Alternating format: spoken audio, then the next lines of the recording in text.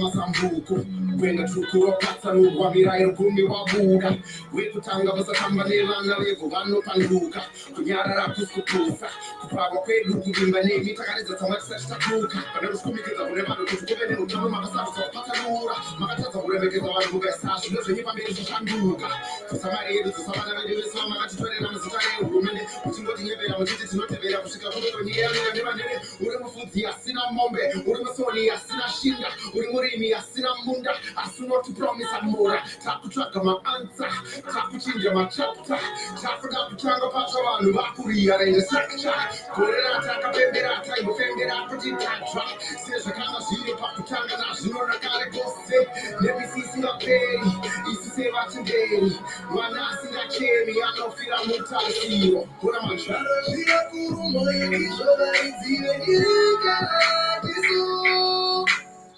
makuru katamamo uyeimungane gorai uvumi wangu kune wese asina taidasho makuru katamamo uyeimungane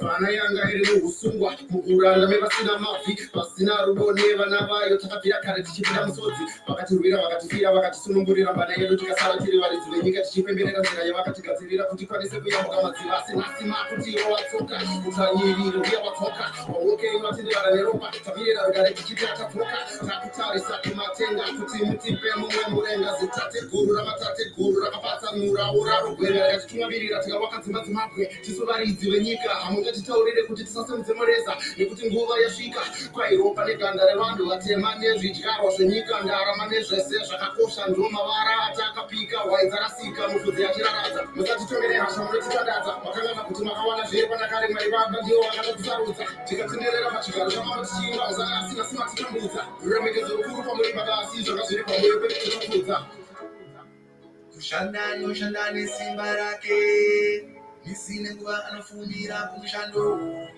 tama nemweya zviri pamwe chete shungu dziri dzekufadza mhuri hanzi vana vadye vakute asi muripo wake mushoma kushanda noshanda nesimba rake misine nguva anofundira kumushando tama nemweya zviri pamwe chete shungu dziri dzekufadza mhuri hanzi vana vadye vakute asi muripo wake mushoma vanozviva kuru mwoyo ndizvo varidzi venyika tisu makuru katamamo uyaimungane gorai uvumi wangu iwe kuno wese asina taidasho makuru katamamo uyaimungane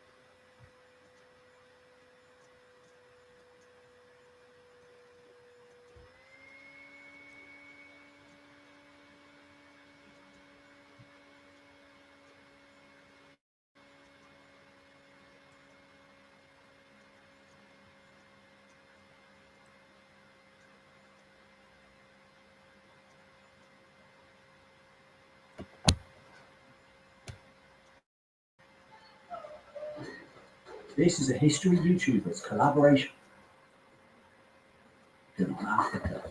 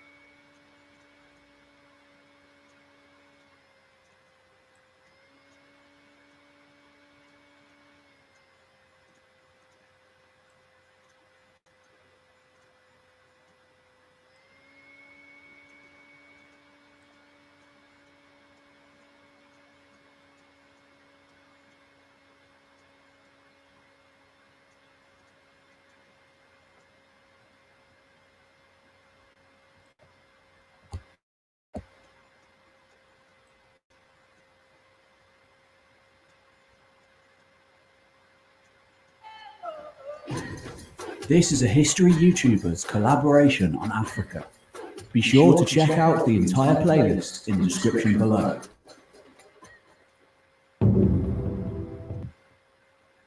Africa, where the human story began.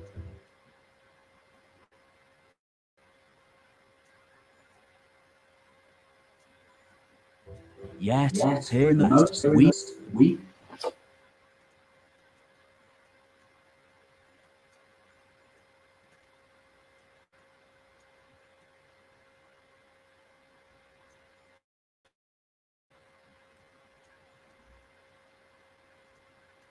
know less of African history than anywhere else.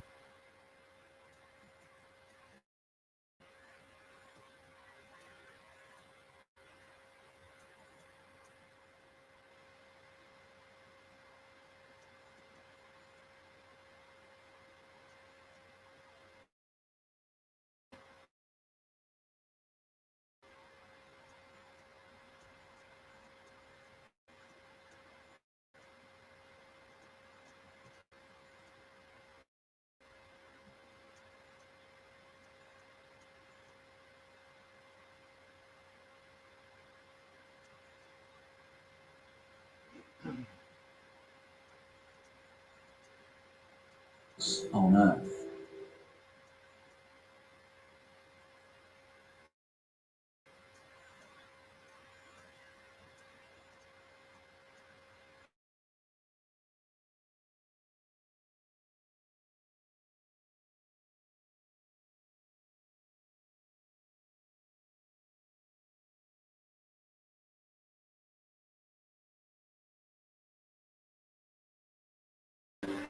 When Europeans first came here in the 1800s, such was their fixation on the written word that it was argued this place had no history at all. One of those men was a German-American big game hunter named Adam Render. Whilst hunting in the highlands of the interior in 1867, he found something astonishing. 1,500 kilometers inland, on the highland plateau of modern-day Zimbabwe, surrounded by an endless array of massive rocks in a seemingly barren landscape, he found the ruins of a magnificent ancient city. Crafted in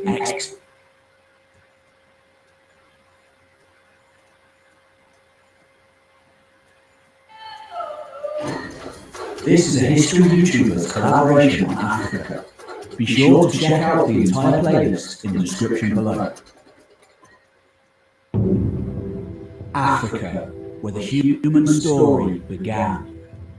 Yet, for most of us here in the West, we know less of African history than anywhere else on Earth. Nowhere is this more true than in the South, where spoken history and oral tradition have long reigned supreme.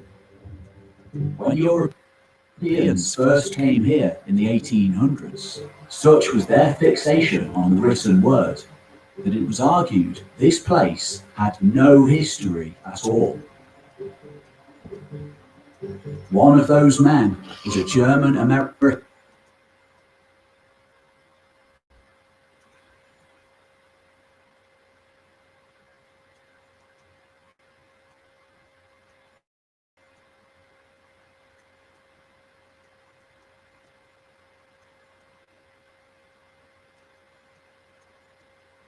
big game hunter named Adam Render.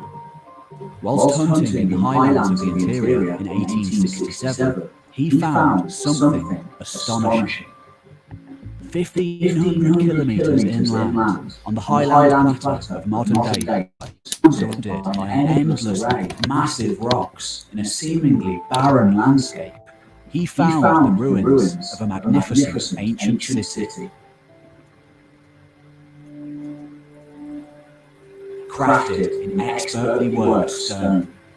The walls here curve and flow along the contours of the ground, with nothing besides gravity and the extreme architectural precision of those who built them to keep them in place. The most formidable structure of the city, known as the Great Enclosure, has walls 11 metres tall and 6 metres wide at the lowest point, that extend for 250 metres, built using millions of bricks. This is the largest pre-modern structure to the south of the Sahara Desert. Render wasn't the first European to come upon this place. More than 300 years earlier, several Portuguese sailors described the city in detail, one of them arguing that it must have been built by the devil himself. Such was the foreboding architecture of the place. It existed in local legends too, of course, the Shona people of the region continuing to retell their past in song and story. The city had never been lost to them. As far as they were concerned, it was a place of their ancestors. Yet, when German explorer Karl Mauch arrived in the area to conduct the first archaeological survey in 1871, he concluded that the city was so impressive it could never have been built by native Africans, instead associating it with the long hypothesized biblical site of King Solomon's mines. At the time, it was widely believed that Africans south of the Sahara simply never had the sophistication needed to smelt iron, work gold, or build a kingdom. Over the decades to come, though a number of scholars did argue to the contrary, the white minority government of southern Africa continued to toe this line, with arguments to the city's origins ranging from the Queen of Sheba to long-lost Phoenicians to ancient Egypt.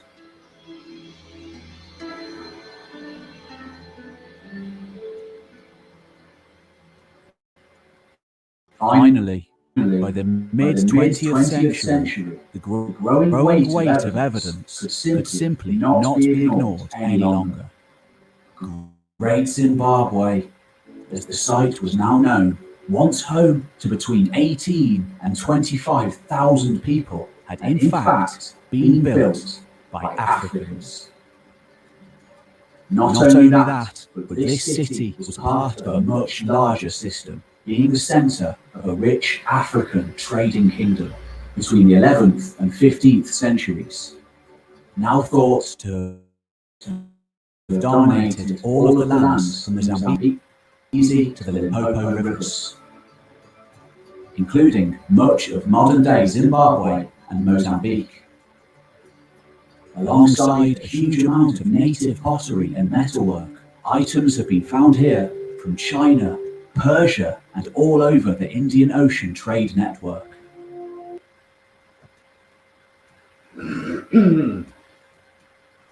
Right. So we are talking about the Shona people.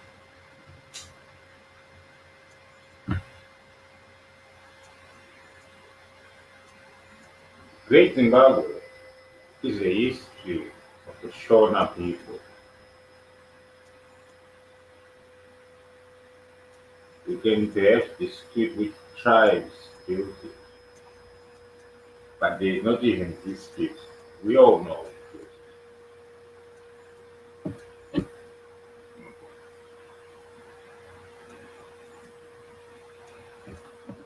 Wow,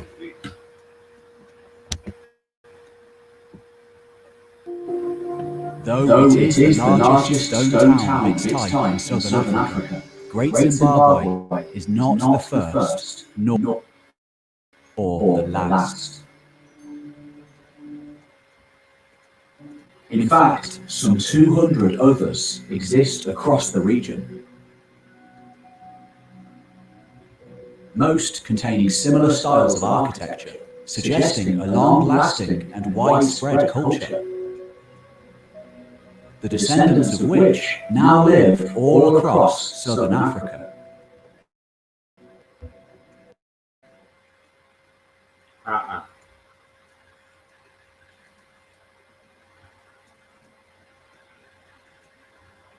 The descendants of which still live in Zimbabwe. Well, in Southern Africa, you're correct. But the direct descendants of Great Zimbabwe, from when you're dealing with Mwene Mtapa, Varoji, and that bloodline, you follow it through today. Those bloodlines still exist today in Zimbabwe.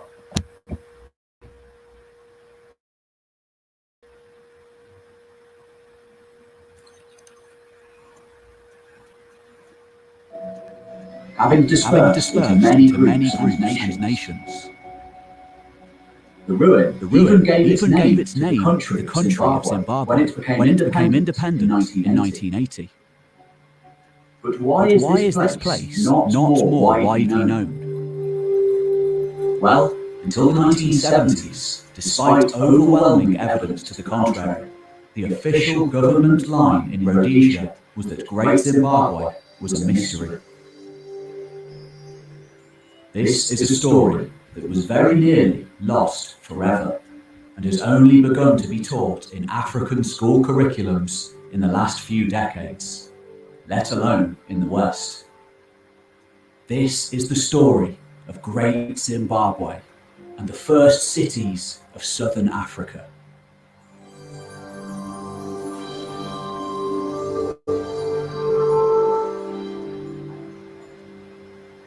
This video is sponsored by Magellan TV, a brand new educational streaming service with over 2,000 documentaries to watch on all manner of different subjects. Magellan's producers and curators have brought together an astounding collection of documentaries on history, science, nature, culture, and geography.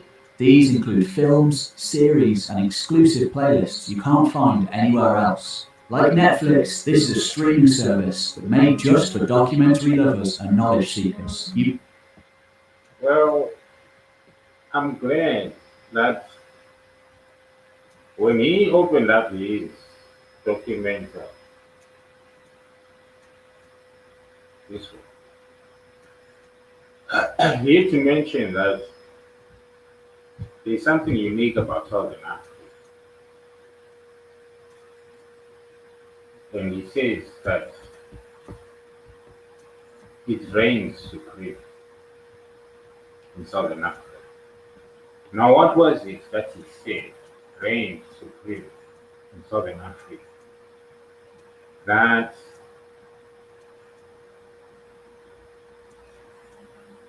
it vexed the European so much that he came to a conclusion that these people have no history at all.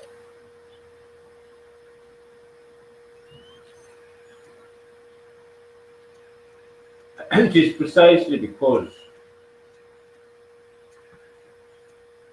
what reigns supreme in the West,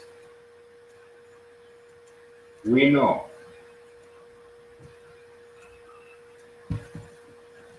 What reigns supreme in the southernmost regions of Africa is oral tradition and history. Oral tradition and history. So we have an oral tradition in the South, an oral tradition. Now, who else has an oral tradition? Well, the Jews have an oral tradition that is passed on from generation to generation. You see.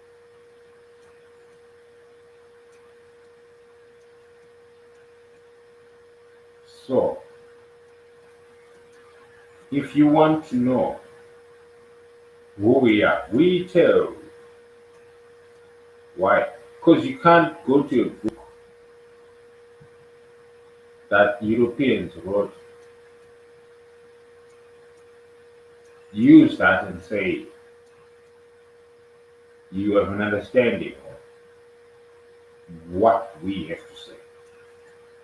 You see, when you deal with oracles,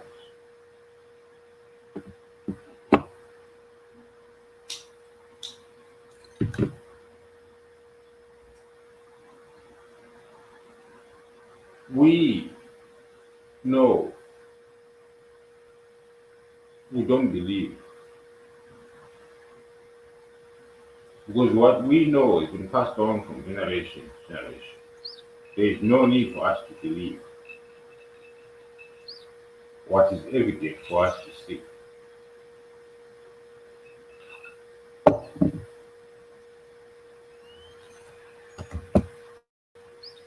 You can watch Magellan anywhere, anytime, on any device, directly through the high-quality app, which also offers a wide selection of content in 4K at no extra cost. There are no ads or limited access at any time, and the best part, new documentaries are added on a weekly basis. If you enjoy this video on Great Zimbabwe, then why don't you delve a little further into African history? You can't, you see, not without the African. Here's why I'm here, to take over the narrative, you see, and to showcase the level of ignorance that still exists, even amongst these so-called elites of their generation, the educated amongst their generation. They hold nothing, you see. No, you absolutely have nothing. You hold nothing. Okay. And I will prove it to you as we proceed. Just using the material that is just available on the same platform that I'm using. You see. That's the beauty of this thing. You see. Let's proceed. We're going to know With Origins of Africa, Africa's Primeval Oceans, and Africa Today, along with a whole host of other historical content. Ramasese. Ramasese. Uchamuziva Ramasese. We call him who Rameses. No, I don't know Ramasese. Ramasese. Now, I'll give you a living example for Ramasese. For you, Ramasese. It's Cyril Ramaphosa. Okay? Cyril Ramaphosa. Who is he? I think you go and look up South Africa leadership somewhere there. You find the Cyril Ra Maposa Head. So when you say Ra Mesis, or say Sepetin Ra, you don't know what to speak of, especially these African village in America. Why is this an African village in America and not an African village in Africa? Why don't you come and set up shop where we can actually teach you the way? You think we are all contaminated with Christianity? No, you see. And that's what they want you to believe. If we are to be the same people, we know better than you, we know more than you, we know the truth. We can tell you the parts of the Bible that are true, okay, that are false, okay? We can. Who are we? Well, stick around, please.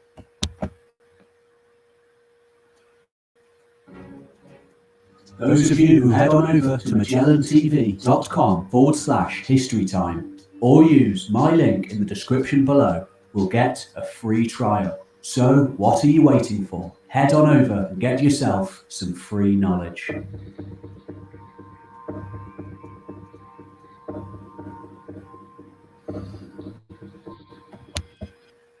Knowledge is not free.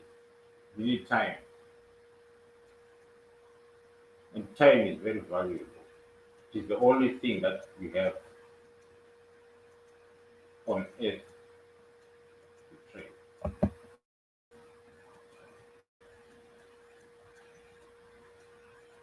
So trade your time well. Trade your time When the well. Romans took control of Egypt during the 1st century BC, they came into direct contact. You see, before we even begin, because I should change the title,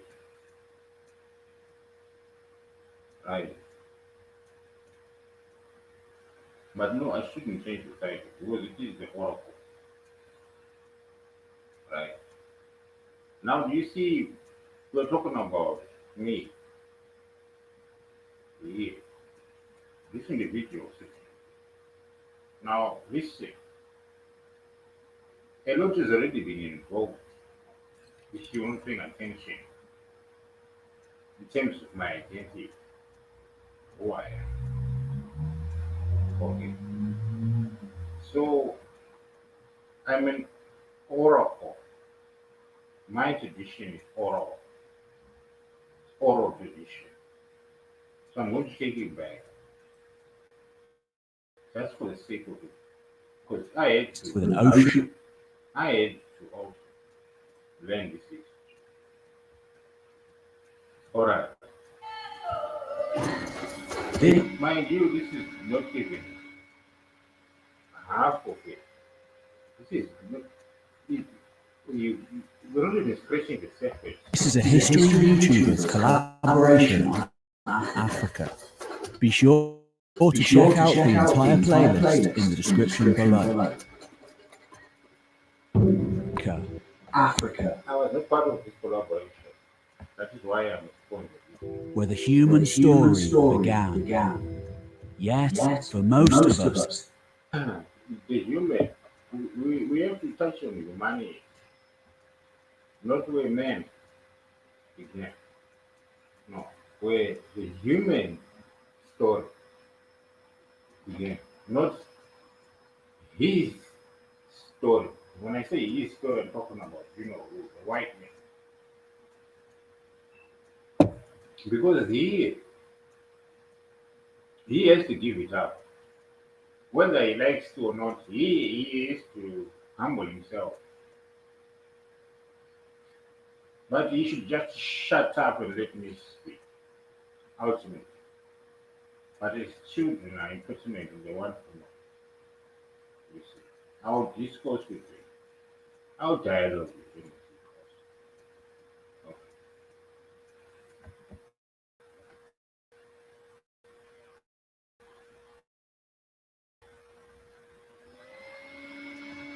here in the West, we know less of African history than anywhere else on Earth. Yes, you're the most Nowhere is this more true than in the South.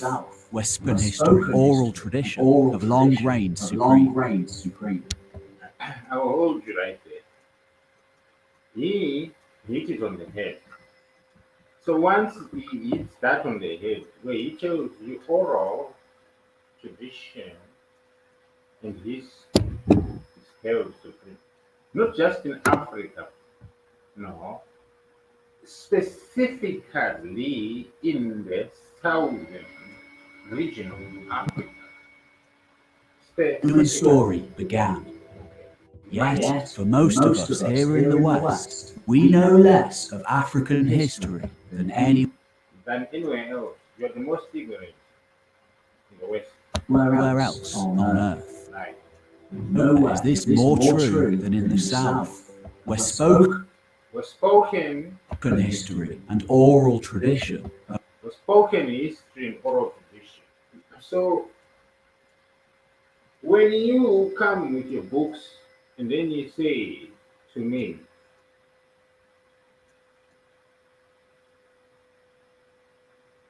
because it's in a book, and then you say to me, the Lord said, I'm going to ask you which Lord, which God said what to who, at what point in time.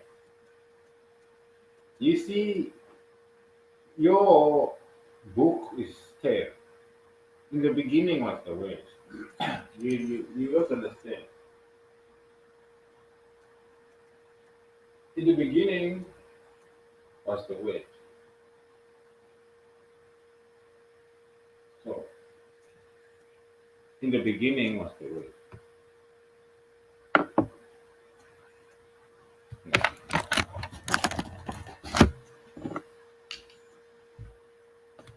Just to the microphone. Bring it close.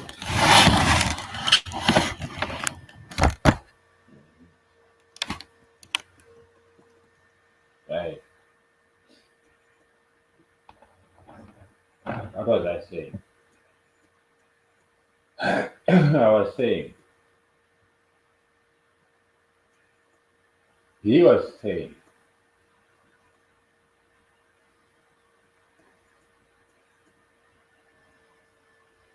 in the West, they know very little about African history. But this could be no more true than it is said for Southern African history. For years in the South,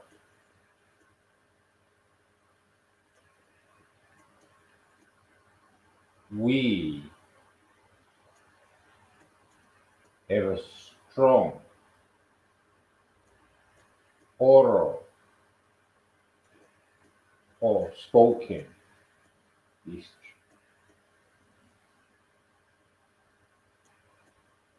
and tradition that goes along with the spoken history, to the point where we, the Shona people, because you want to identify at the end of the day who is responsible for this history. Yes, there are other actors, but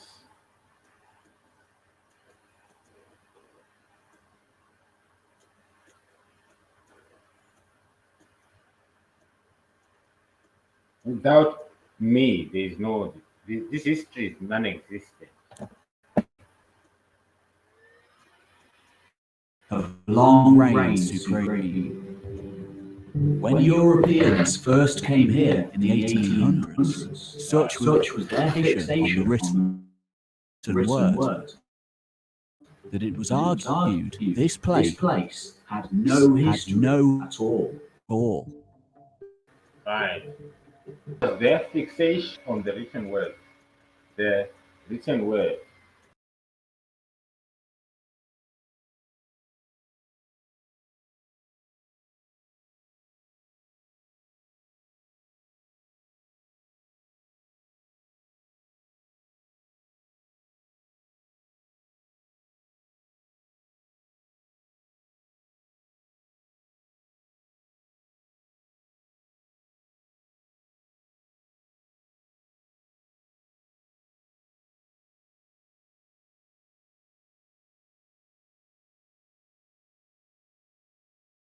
hunter named Adam Render.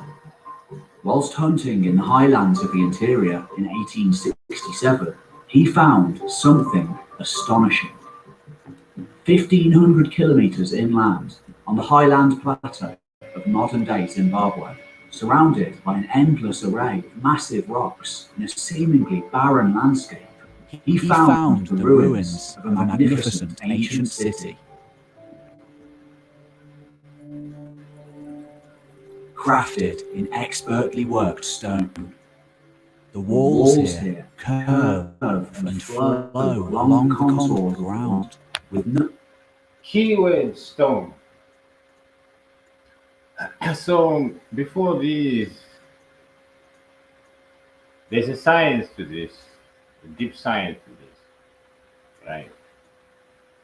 Now, when you are looking at this picture here, if you don't have the sides, you can't see, especially with the way the sun is hitting it, but it's not hitting it quite right.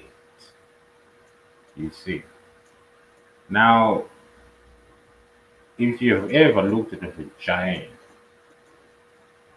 you know what I'm talking about. You see, it's a canal. It's not a straight, it's a canal. You see. Now,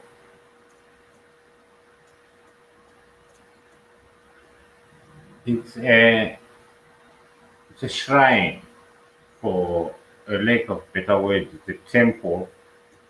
For lack of better words, it's a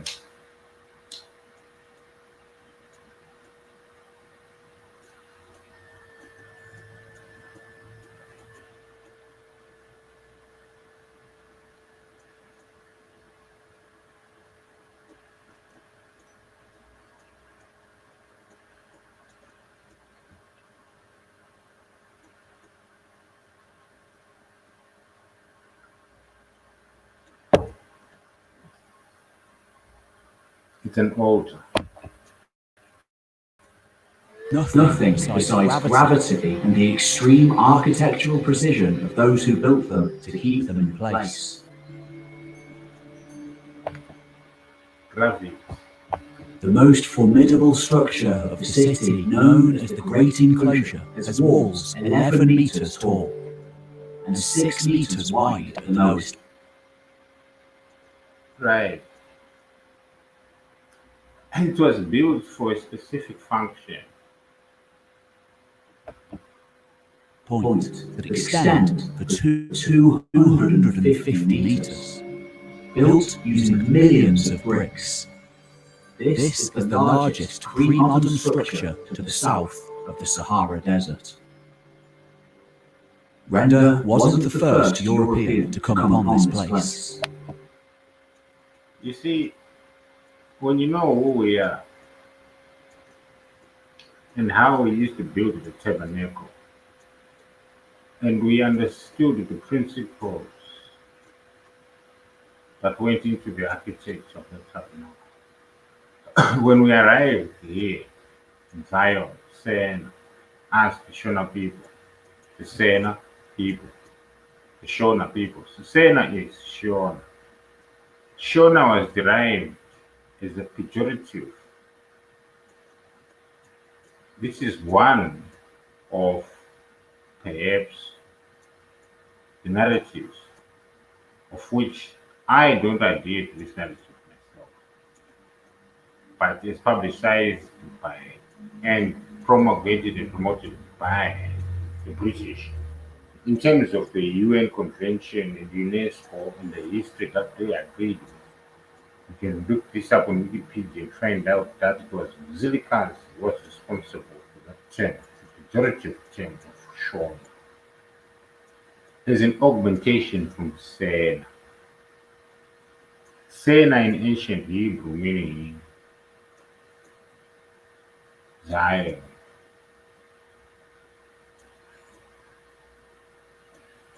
So when you say Mashona, you're saying children of Zion, because Ma is Amai. the beginning, the birthday. So when you say Shona and Shona and Ona, Ona, Ona, and Bona, Bona, Bona, Bona, Ona, Shona, Ona. It has to do with sight. Ona.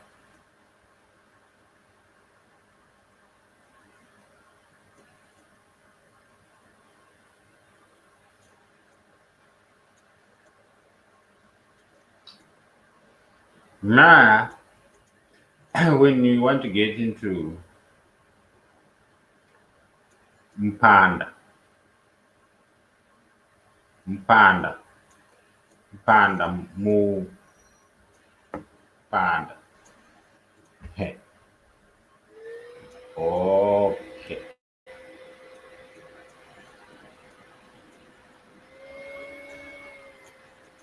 No. Let me use my phone instead. Let me not way down. Mupanda.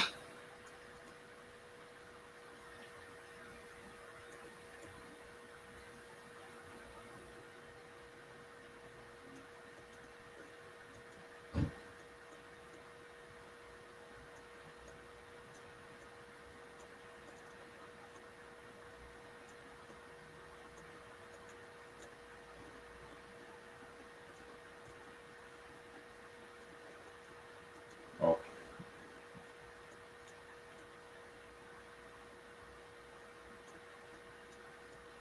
We are going into the Shona language.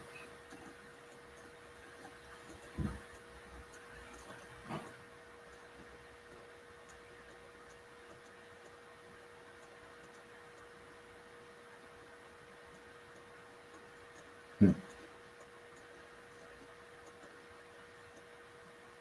You don't want this. I swear. You don't want this.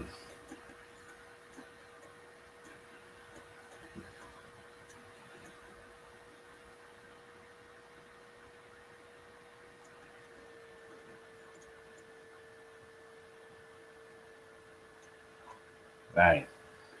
Let's start with with the impossible. A, E, I, O, U. Each vowel, Shona's 5 vowels are pronounced as in Spanish because they need an equivalent. Okay. Now, when you need an equivalent as in Spanish, you just have to say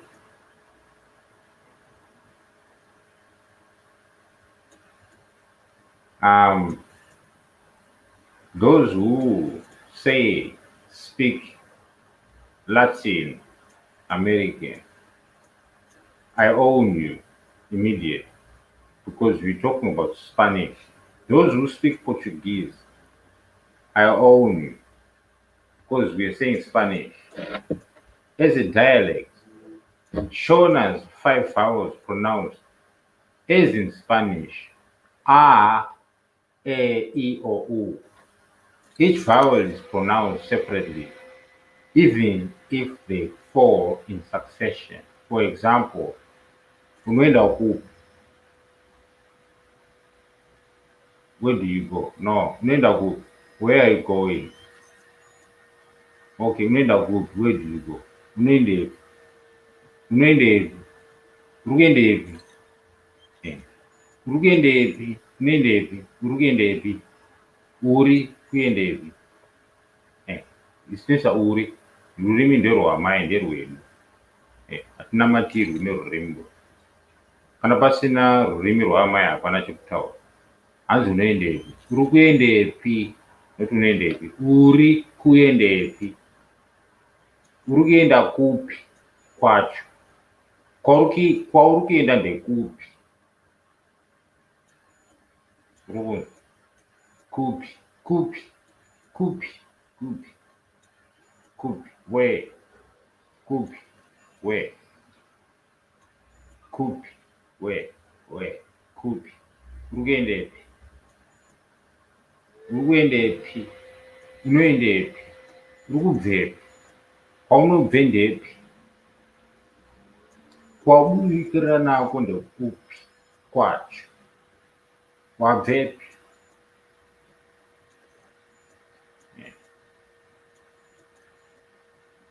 Is pronounced unoenda kupi. Like I said, unoenda kupi. Uri kuenda kupi. Unoenda kupi. Urugendepi. It's a R. When there's no R, then it's not complete. What's it? Royal substance.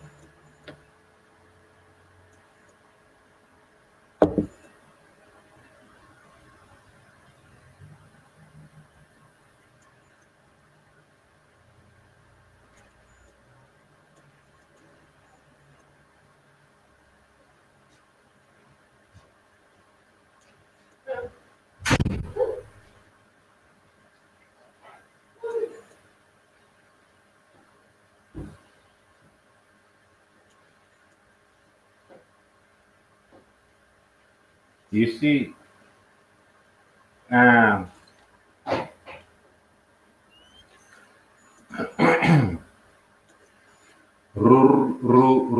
rurimi urwu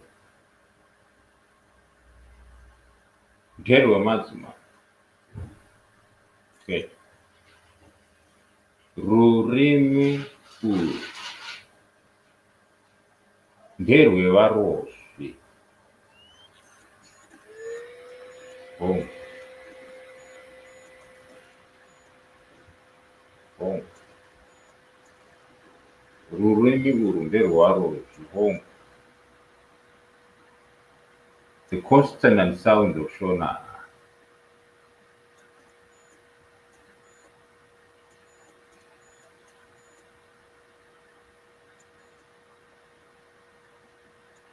Hey.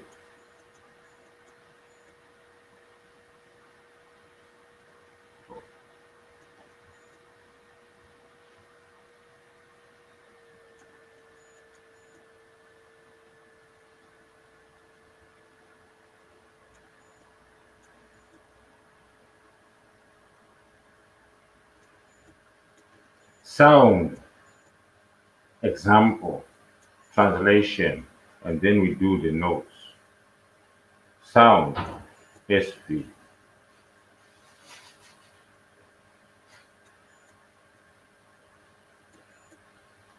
Masosobwa. Masosobwa. Masosobwa. Masoswe. Masosobwa. Masoswe. Chairai.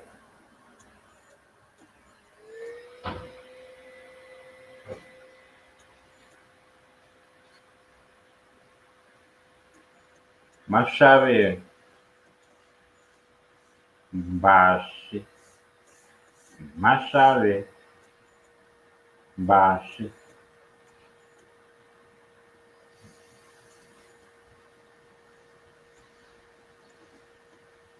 Zivu uswa. Zivu uswa.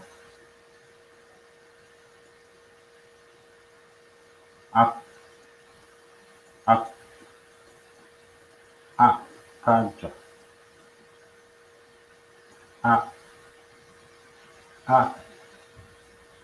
Akaja.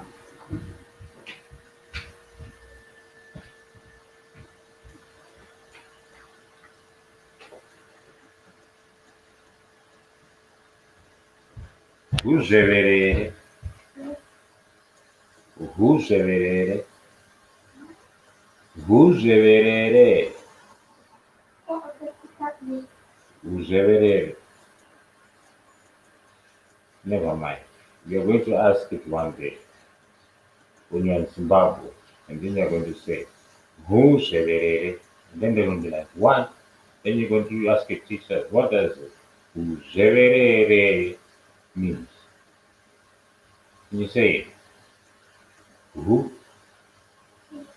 Uzeverere. You have to say it to remember it. Uzeverere. Uzeverere. They're going to have so much fun with kids. Teaching you all this to Uzeverere.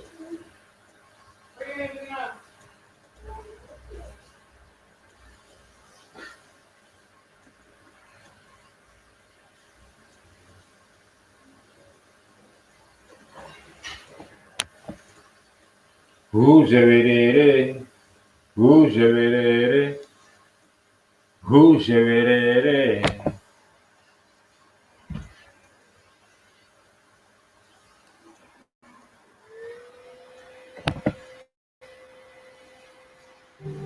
More than 300 years earlier, several Portuguese sailors described the city in detail, one of them arguing that it must have been built by the devil himself.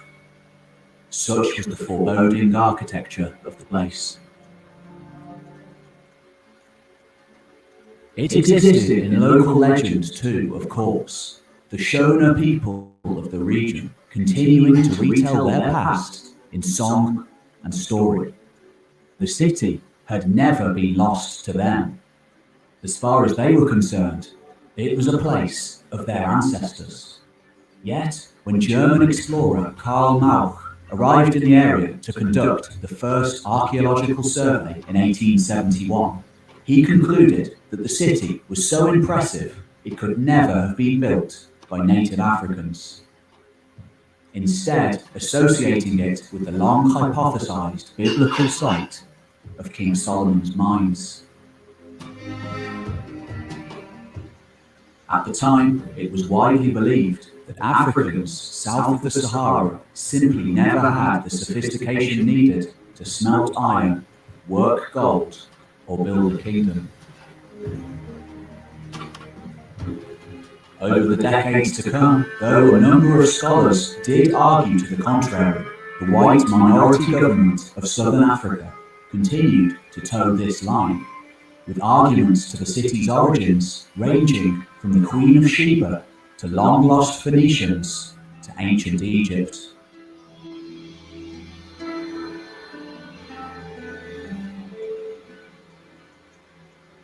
Finally, by the mid-20th century, the growing weight of evidence could simply not be ignored any longer. Great Zimbabwe, as the site was now known, once home to between 18 and 25,000 people, had in fact been built by Africans. Not only that, but this city was part of a much larger system, being the centre of a rich African trading kingdom between the 11th and 15th centuries, now thought to have dominated all of the lands from the Zambezi to the Limpopo rivers, including much of modern-day Zimbabwe and Mozambique. Alongside a huge amount of native pottery and metalwork, items have been found here from China, Persia, and all over the Indian Ocean trade network. Though it is the largest stone town of its type in southern Africa, Great Zimbabwe is not the first nor the last. In fact, some 200 others exist across the region, most containing similar styles of architecture, suggesting a long-lasting and widespread culture, the descendants of which now live all across southern Africa, having dispersed into many groups and nations. The ruin even gave its name to the country of Zimbabwe when it became independent in 1980. But why is this place not more widely known? Well, until the 1970s, Despite overwhelming evidence to the contrary, the official government line in Rhodesia was that Great Zimbabwe was a mystery. This is a story that was very nearly lost forever and has only begun to be taught in African school curriculums in the last few decades, let alone in the West. This is the story of Great Zimbabwe and the first cities of southern Africa. Hello, sweetheart. How are you?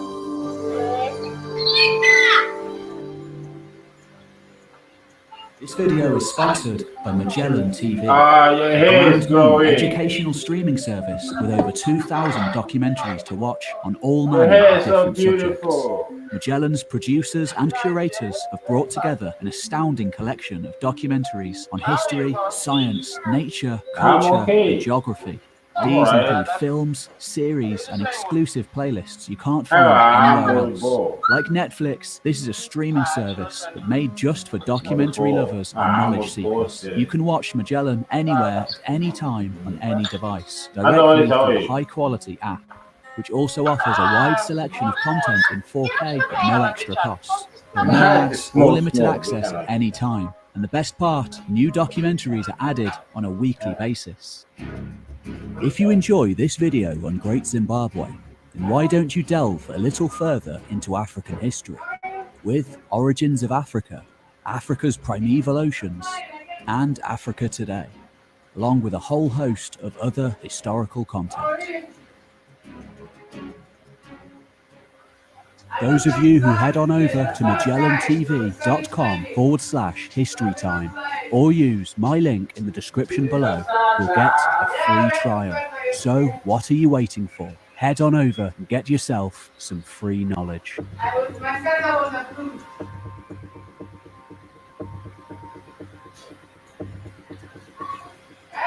When the Romans took control of Egypt during the 1st century BC, they came into direct contact with an ocean-borne world to the south and the east.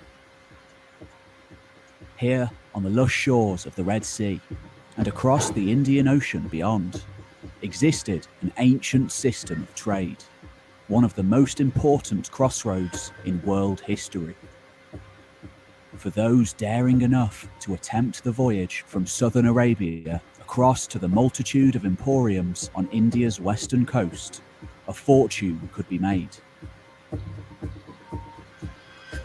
And then, due to the curious monsoon winds of the sea, if all went to plan, they could be blown all the way back to where they started, with little effort. Sometime between the 1st and 3rd centuries AD, a hard-headed Greek sea captain made a record of the various ports and anchorages across this vast ocean of opportunity. We know it as the Periplus of the Erythraean Sea. That unnamed merchant sailor, clearly a veteran of the trade winds, not only describes a huge multitude of Indian, Persian, Arabian, Yemeni, and Egyptian ports, but he describes the world to the south too. For it wasn't just India that Greco-Roman merchants would travel to sell their wares, but Africa too.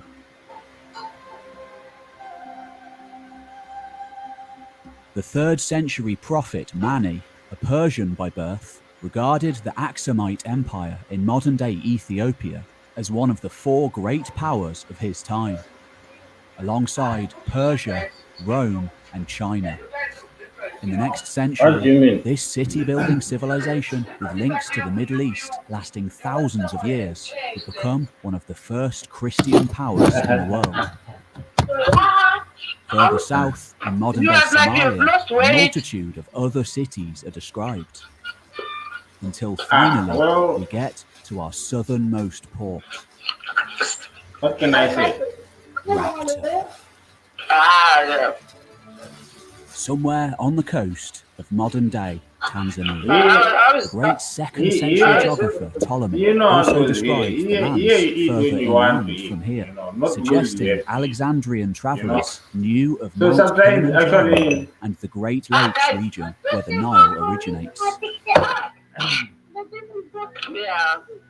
It's more than likely that they first made port at the trading emporium of Rapta. Look, According to the Periplus, a source it's of summertime. ivory, tortoise Because shell, you see, and last time rhino we met, horn, it was like my birthday. items often originating It's Anna's far birthday. inland.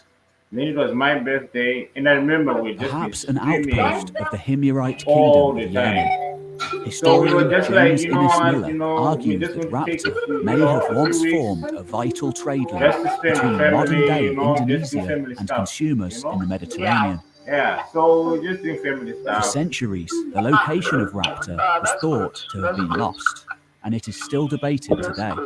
Yeah, In but recent it looked like I decades, wasn't however, going live. Tanzanian I was going live with archaeologist Bigo. Dr. Felix There's a Charman platform called discovered Bigo, but on the island of different, Mafia it's and not the same as Shuani when you're going a live heavy with Zimbabwe. concentration of Roman and Egyptian colonies dating from the first few centuries AD, No, you just play suggesting music this may have and been just, the location of the just lost relax. trading hub. Yeah, no pressure type of thing. From the 4th until the 9th centuries, as Rome declined, East Africa largely disappears from the Western historical So how's my record. Mukwasha anyway? Though Rapta does seem to have survived for a time, being mentioned by the 6th century trader Cosmas Your Indicopleustes husband, yeah?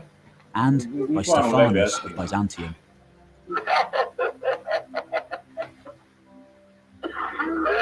Yet, by this time, most of the merchants active in this region originated in southern is it? Arabia. Thus, with the birth of Islam in the 7th century, it was Islamic traders who began to dominate the coastal What's he routes. doing?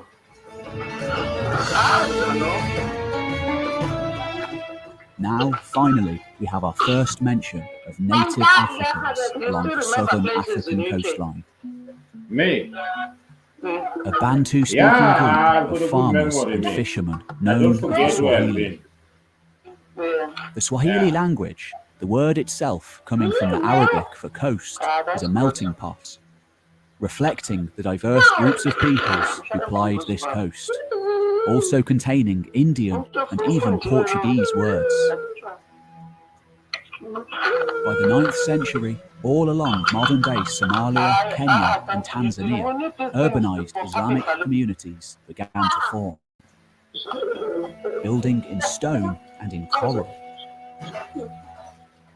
Long thought to have been built by Islamic emigres, modern archaeology and even contemporary accounts now heavily suggest that though Islamic in origin, this was a native African tradition.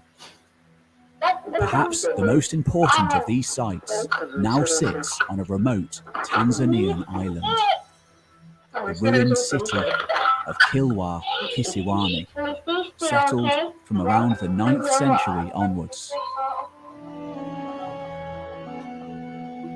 Often referred to as a stone town, Kilwa is in fact built in coral, cut from the living rock itself and then plastered Who's over. that beautiful one there?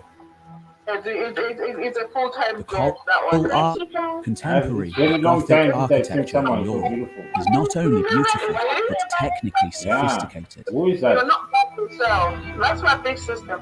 Who is that? Ibn Battuta visited here in the 14th century. Absolutely beautiful. He described the Great Mosque as one of the wonders of the world. Oh, thank you. When the Portuguese came later, they wrote of the 100-room Wow. palace of the Sultan.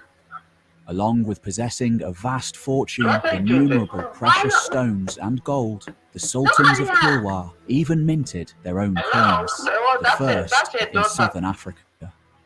This was a period of remarkable prosperity, with merchants here able to import such luxury goods as Thai stoneware and porcelain from late Song and early Ming Dynasty China. And, crucially for us, they traded them with merchants No from food the for me, thank hinterlands. you. Hold on, drink my drink. At this port in modern-day Tanzania, traders from the outer world, India, China and Arabia, would all come to sell their What are you wares. thinking? But they Same old, weren't the same old. source of Kilwa's wealth, for the merchants here Grants. were middlemen. Okay. The source of their trade goods Hey, lay let me far speak to your away sister. in the Yeah, interior, that's your sister-in-law, isn't it? Yeah. Yeah, give on me the a moment. Highland Okay? Plateau Come on, man. Don't be greedy. of Zimbabwe, 1,500 kilometers away. She's scared of talking. Let me talk to that beautiful.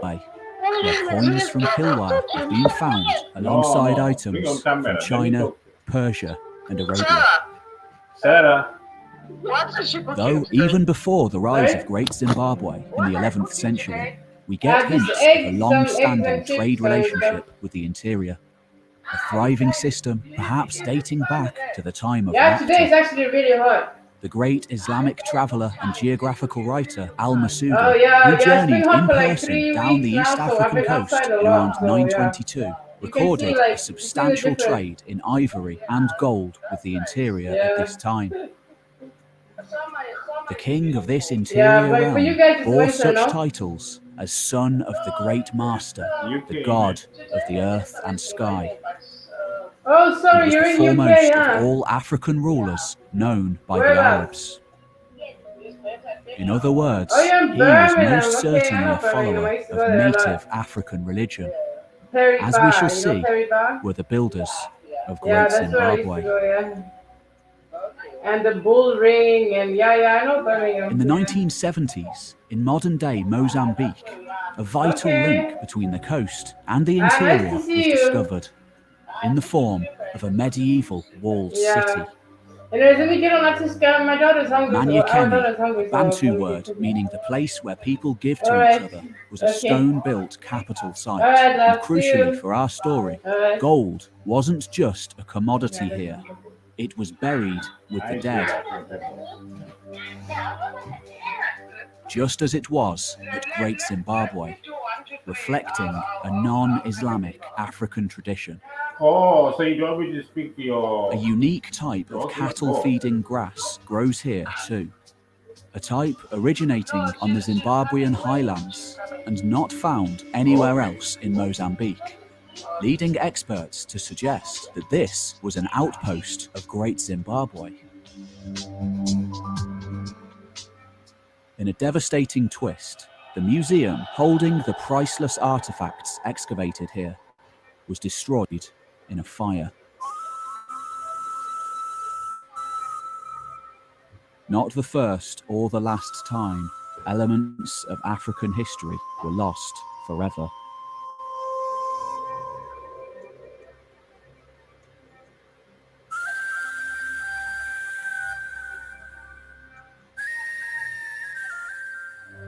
When Europeans first began carving up southern Africa in the 1800s, a lack of written history made it easier for them to justify their civilizing mission, mostly ignoring the often inconvenient oral history of the place.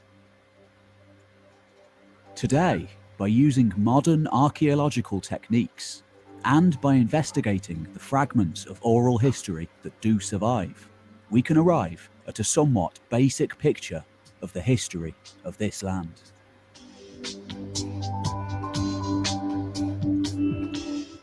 Just as Greek and Indian sailors crossed over the Erythraean Sea to make their fortunes in the first few centuries AD, another migration took hold over much of Africa.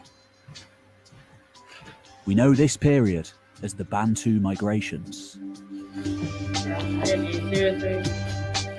Yeah, throw it in there. Climatological data tells us that the Sahara Desert suffered a significant drying up around this time, in part leading to a mass population movement to the south, and eventual revolution in metalworking and society throughout the continent.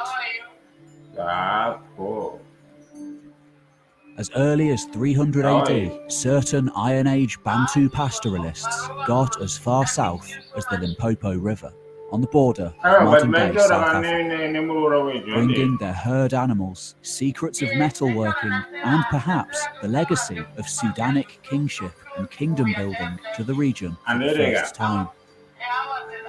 more groups continued to arrive from the Great Lakes region over the centuries to come, either displacing or merging with existing hunter-gatherer groups. It's like this and this. Until finally, by around 900 AD, complex, sedentary states began to form, many of which share a common material culture. One of these sites, occupied from at least the 9th century onwards, the same time Kilwa put down its roots on the coast, gives its name to this entire culture.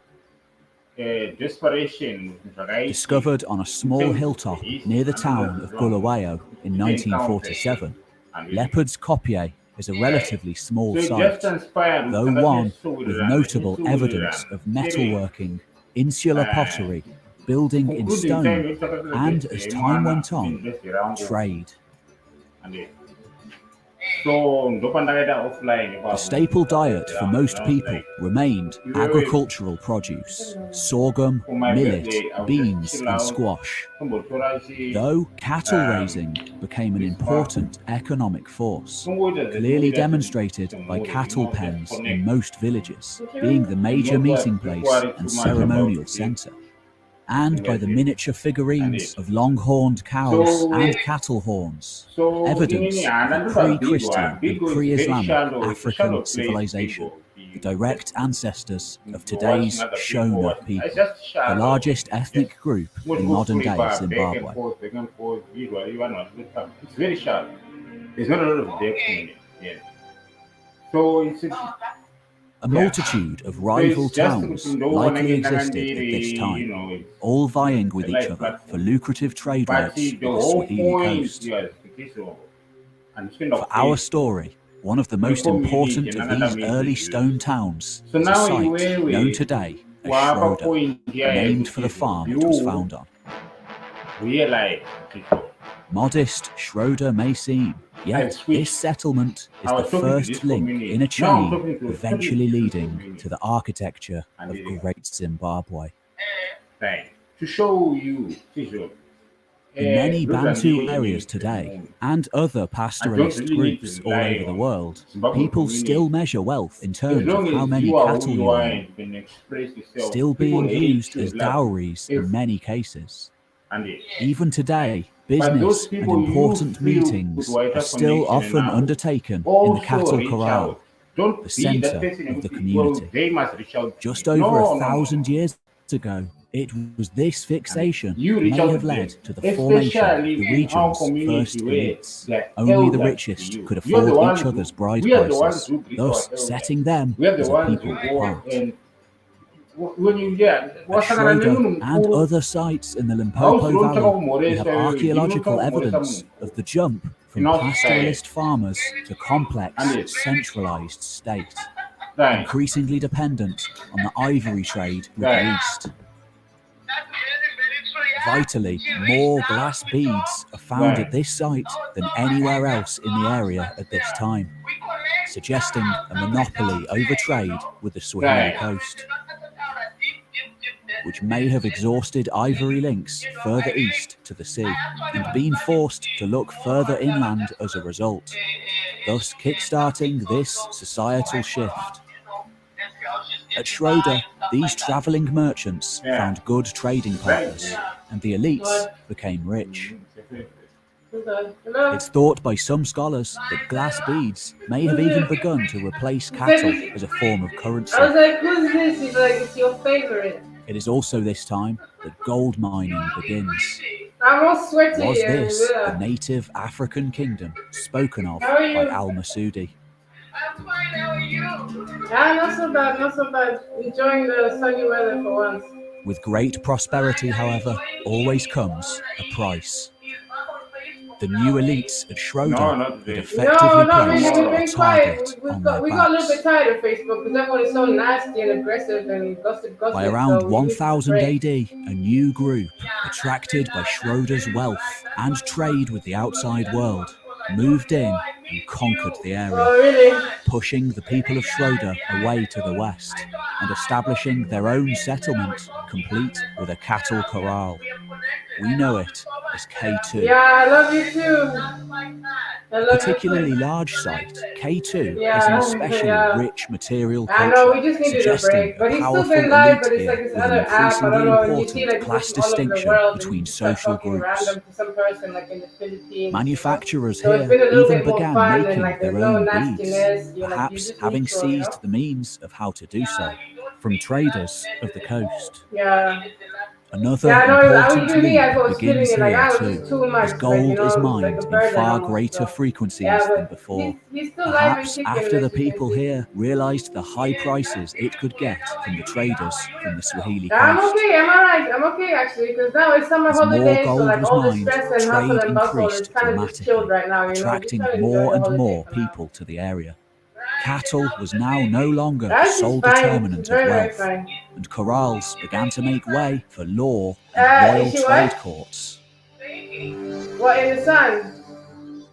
By around 1075, Oh, not something well. Not astonishing today. happens. Now I don't know. The Not today, royal but elite today at maybe K2 tomorrow. seem to have But yeah, made she a likes conscious baking. decision to separate themselves from their ever-growing population of subjects, relocating permanently to a nearby hilltop, a site that may have been used previously for ceremonial purposes. We know it today as Mapumgupwe Hill, meaning place of stone and place of jackals in the local languages. The beating heart of South Central Africa's first verifiable kingdom. On an imposing hilltop at the very northern tip of modern-day No, South it's talking about Africa a king for Anna's exists one of birthday. the most important archaeological sites in the whole of the continent. For this is where kingship in the south truly began. Here, at the meeting point between the Limpopo and the Shashi rivers, once existed the thriving capital of a pre-colonial kingdom. From there we have to wait like 3 weeks to actually get the passport. The wooden and stone structures that once filled this landscape are now Yeah, I mean, long right now gone. we're just trying to take it like step by Yet step. You know, like evidence my does husband is like, remain, okay, let's just get the etched into passports the barren first, earth and and then the we living start, rock. thinking about other things that need to be done. But yeah, it's a little bit stressful, but I'm just trying to stay calm. 900 years ago, stone and wood were used here together, creating a beautiful synthesis of humanity and nature. Yeah. Archaeologists found evidence here of a grand stone enclosure, Yeah, and to be not honest, I too don't really different care to what the my one parents at think. Great They're not going Zimbabwe, to stop me. I'm as of well age. as I a think I can wooden make my own palisade decisions, wall built for defence and for the privacy of the elite. For the royal family here were very much a people apart. Exactly. Just like at Manyakeni and at Great Zimbabwe, they were laid to rest with gold. Yeah. Most of the city's population would have lived inside an enclosing wall on the plains below the hilltop. Spatial organisation in the kingdom involved the use of stone walls to separate areas based on social distinction for the first time, a system that would later be replicated on countless other sites up until the 19th century. When it comes to something like, no, this is something I need to do, and I've never really felt so much in my life. The common people would come up to pay tribute or bring supplies. Mostly, they would stay down below. The growth in population here may have led to full-time specialists in ceramics, specifically pottery, but also metalworking, most of which is lost today due to neglect and treasure hunting in the early 20th century, though some does survive, hinting at an astonishing material culture.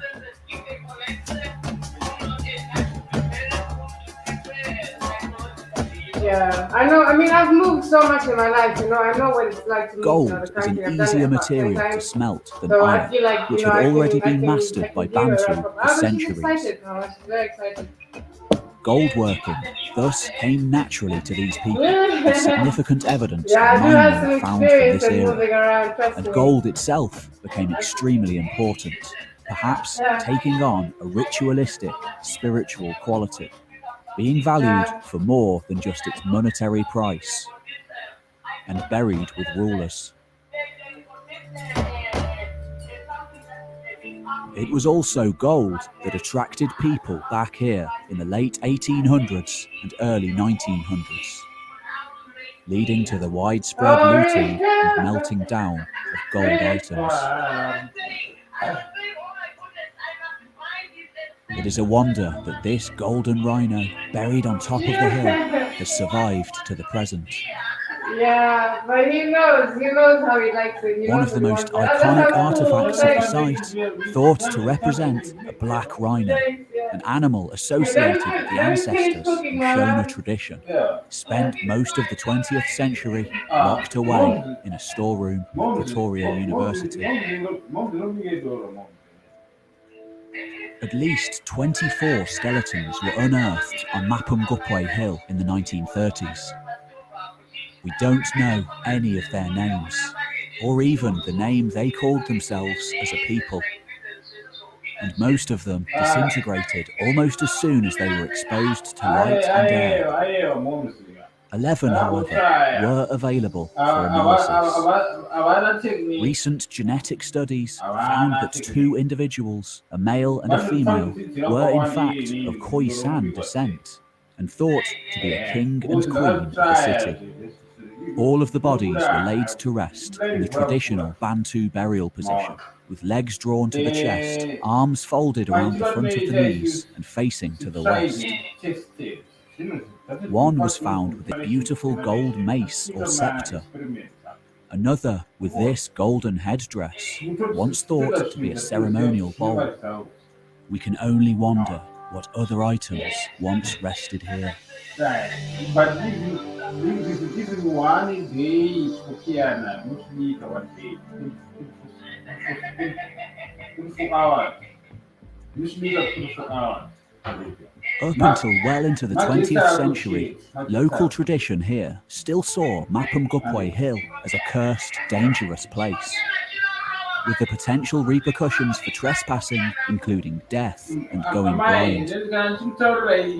It was these superstitions, perhaps a leftover of the ritualization of sacred kingship, that saved the burial grounds here from grave robbers for so long. For the king here was loved, feared, and perhaps at times worshipped by his people. For he held the power to distribute wealth. This was the secret to the kingdom's success, how it stayed together for so long, and why he and his family had to live apart from their subjects.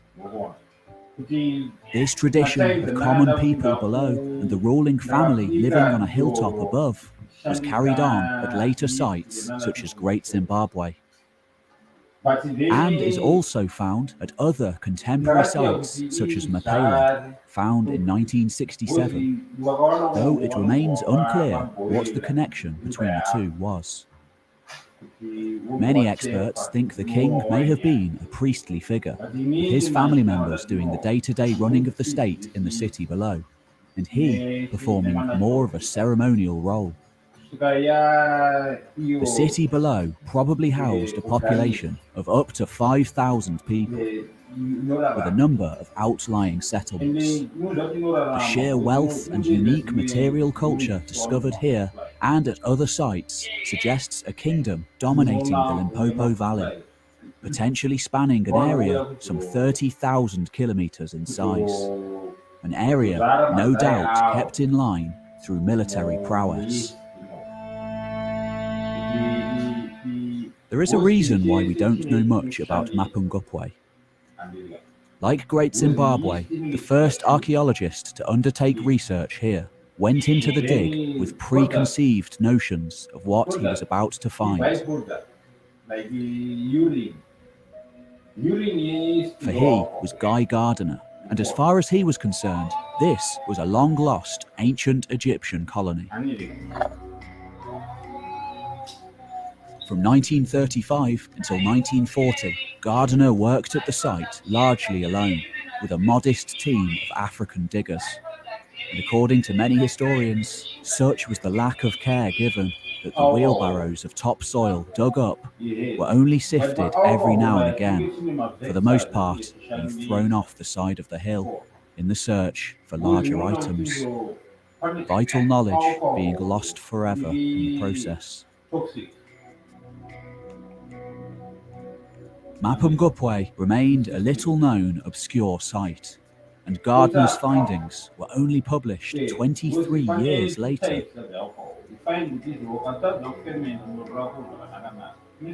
It would be many years yet before the native African roots of this site would be recognised. We know not the names of any of the kings who ruled here, and soon enough their time was up. Perhaps the kingdom fell in battle, perhaps the ivory or gold ran out, or the cities of the Swahili coast found new trading partners. For many experts, however, it was climatic conditions that ended life at Mapungubwe. The Little Ice Age making life simply not feasible here anymore. By 1290, the place was abandoned for good, with the last of its inhabitants moving on to better climes. To the north, on the Zimbabwean plateau, one of these sites was about to enter a golden age, for a new kingdom was on the rise.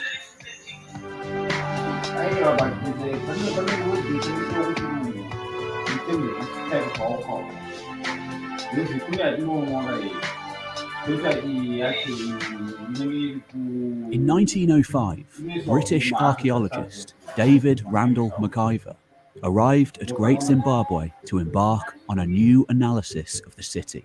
The previous century had not been kind to the heritage of the Zimbabwean plateau, with the pickaxes of gold prospectors soon being followed by the spades of looters.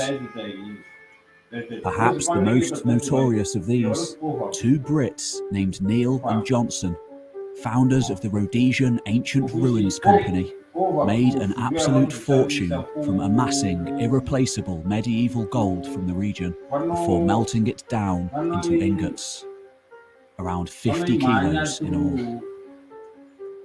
In the late 19th century, any artefacts lying near to the topsoil at Great Zimbabwe suffered a similar fate. In 1904, a freelance scholar named R.N. Hall, convinced that the place was originally a Phoenician city, removed as much as 12 feet of topsoil and occupation layers in order to get down to what he saw as the ancient layers below, referring to the occupation layers of the Shona city as African detritus, throwing it away into the surrounding bush.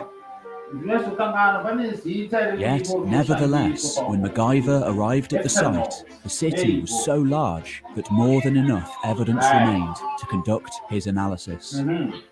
Having no preconceived notion of what he would find at the site, instead, simply taking the evidence at face value, he found absolutely nothing to suggest that the site hadn't in fact been built by Africans. The issue remained a controversial one, however, and MacIver's stance far from a fully established consensus. Yet, in 1929, another dig undertaken by Gertrude Thompson came to much the same conclusions. And finally, in the 1950s, Peter Garlake, with the aid of carbon-14 dating, put the matter to rest once and for all. Though he himself was forced to leave the country in 1970, everywhere besides Rhodesia now agreed. Great Zimbabwe, medieval city that thrived from the 11th to the 15th centuries, had been built and lived in by Africans. For Garlake, the evidence overwhelmingly suggested that the rulers of Great Zimbabwe had been a tightly organised aristocratic kinship group possessing a court culture, existing alongside numerous other Shona groups and traditions.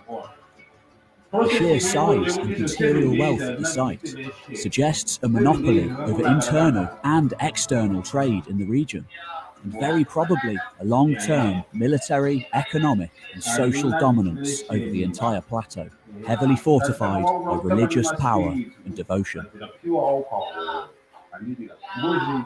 Situated at the southeastern end of the Zimbabwean plateau, Great Zimbabwe wasn't actually in the gold-producing areas, which extended around it in a wide arc. These were already well established by the time that it was built. It was a site chosen on purpose due to its temperate climate and varied agricultural potential, midway between dry grazing lands and damp valleys, on a crossroads that captures the moist southeast trade winds from the coast, and receives unusually constant and reliable rainfall as a result.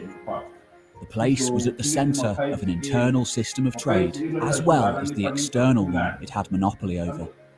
Significant evidence exists of raw products from the entire plateau being brought here in order to be reworked by master craftspeople.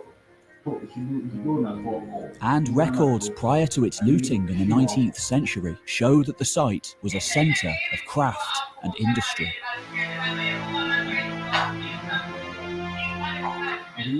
Metal bracelets and bangles in various states of production were found all over the hill ruin and the great enclosure, along with gold beads, gold wire, and thin sheets of gold thought to cover buildings. Cotton was spun and woven here, evidenced by many spindles found all over the site.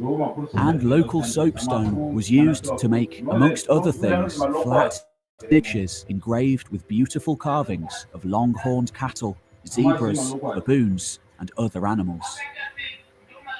Terracotta models are found of animals too, mostly in the form of cattle, reminiscent of earlier finds at sites of the leopard's Copier culture. Perhaps the most impressive finds of all, however, were made in 1902. A hoard of trade goods that not only exemplify overseas contacts, but were sufficiently important enough to qualify as more than African detritus. A great quantity of iron, copper, bronze, and gold was found, along with 3 iron gongs, musical instruments associated with kingship in Shona and Bantu tradition, and various iron hoes, other items often associated with Shona kingship. Most important of all, however, were the mysterious soapstone bird carvings that are found nowhere else before and nowhere else after, seeming to be completely unique. Thought to represent African fish eagles, the statues, 9 of which have been found, some of them the size of a person, may represent divine messengers, a link between the earth and the sky, or even symbolic images of the ancestors. They are now on the flag of modern-day Zimbabwe. 4 p.m. Alongside these native finds was a vast plethora of foreign goods, mostly dating from the 14th or 15th centuries, thought to be the heyday of the city. Take your time.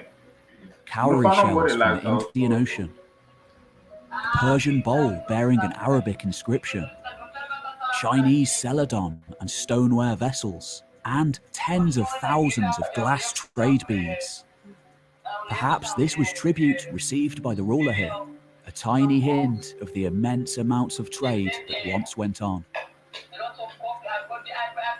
Though slightly later than the period of Great Zimbabwe's height, in 1517 we get a near contemporary description of those who live on the Zimbabwean plateau from the Portuguese writer Duarte Barbosa. The brother-in-law of Ferdinand Magellan, the first circumnavigator of the globe, Barbosa spent much time on the Swahili coast during the early 16th century. According to him, emissaries from the interior regularly came to the coastal ports to buy cottons from India and silks from China. The most noble of these wore skins with tassel tails that trailed on the ground, tokens of their dignity and status. They carried swords thrust into wooden scabbards, bound with much gold and other metals. Others carried spears or bows with arrows of finely pointed iron, for they are warlike men as well as great traders. Their court was 3 weeks' journey away inland, and there stood the king's palace, a very large building, curious and well constructed, in which no cement can be seen, well known as the King's Zimbabwe, meaning big house of stone. The wealth of the city was indeed derived from exports.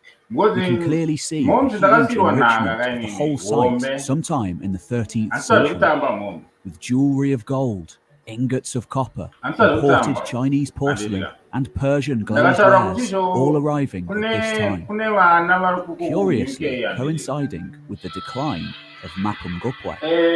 Had the elites there relocated to Great Zimbabwe? Or had the Great Zimbabwe elite simply usurped the trade links from their rivals? For most people, however, life remained largely the same, with wealth being reinvested in cattle, pastured on the southern slopes of the plateau, and moved up and downhill in a transhuman's lifestyle. The rulers, of course, lived a life apart. They could use imported goods such as rich textiles to reward their followers, and to fund the colossal enclosures we can still see today. More outposts were built during this time too, commanding the places of pasturage and gold production to the north, all the hallmarks of an expanding kingdom. Permanent settlement at Great Zimbabwe seems to have begun sometime in the 11th century, the hill complex probably being the earliest area of occupation. At first, the walls were relatively crudely built and similar to other contemporary sites of the Leopard's Kopje culture. Situated on an ecological crossroads where many climatic areas meet, Great Zimbabwe may have begun as a trade fair. Soon enough, however, a royal family definitively established themselves and their retinues on the hilltop, with everyone else living down below, much like Mapungubwe before. Infrastructure here was impressive. All the necessary water, food, and building materials had to be painstakingly brought up the hill in order to support the elite. And they were supported for centuries, for the ruling class and royal family controlled the flow of wealth and the influx of gold. On top of the hill, supplied with beer and vegetables from local producers, and milk and meat from royal herds kept moving around the country, rich were most certainly kept apart from normal people. Though pieces of iron ore were found in a cave on the hill complex, as well as the remains of smelting furnaces nearby, commoners were not usually allowed up here, for this was the royal burial place of kings. For most people of the kingdom, a cow was an invaluable commodity in itself, its milk and cheese able to sustain entire families. For the king, however, it was different. Evidence of significant numbers of cattle being slaughtered and presumably their meat being consumed has been found on top of the hill. This was a status symbol, clearly demonstrating the power of the elite. This is also remarkably similar to another originally pastoralist group who placed a spiritual emphasis on cattle raising even after settling down to a sedentary lifestyle, the early Germanic people of Europe, said by the Roman historian Tacitus to have only farmed reluctantly. The hill complex may have been the ritual centre of the kingdom. There was even a cave where the king could bellow out and be heard in the valley below.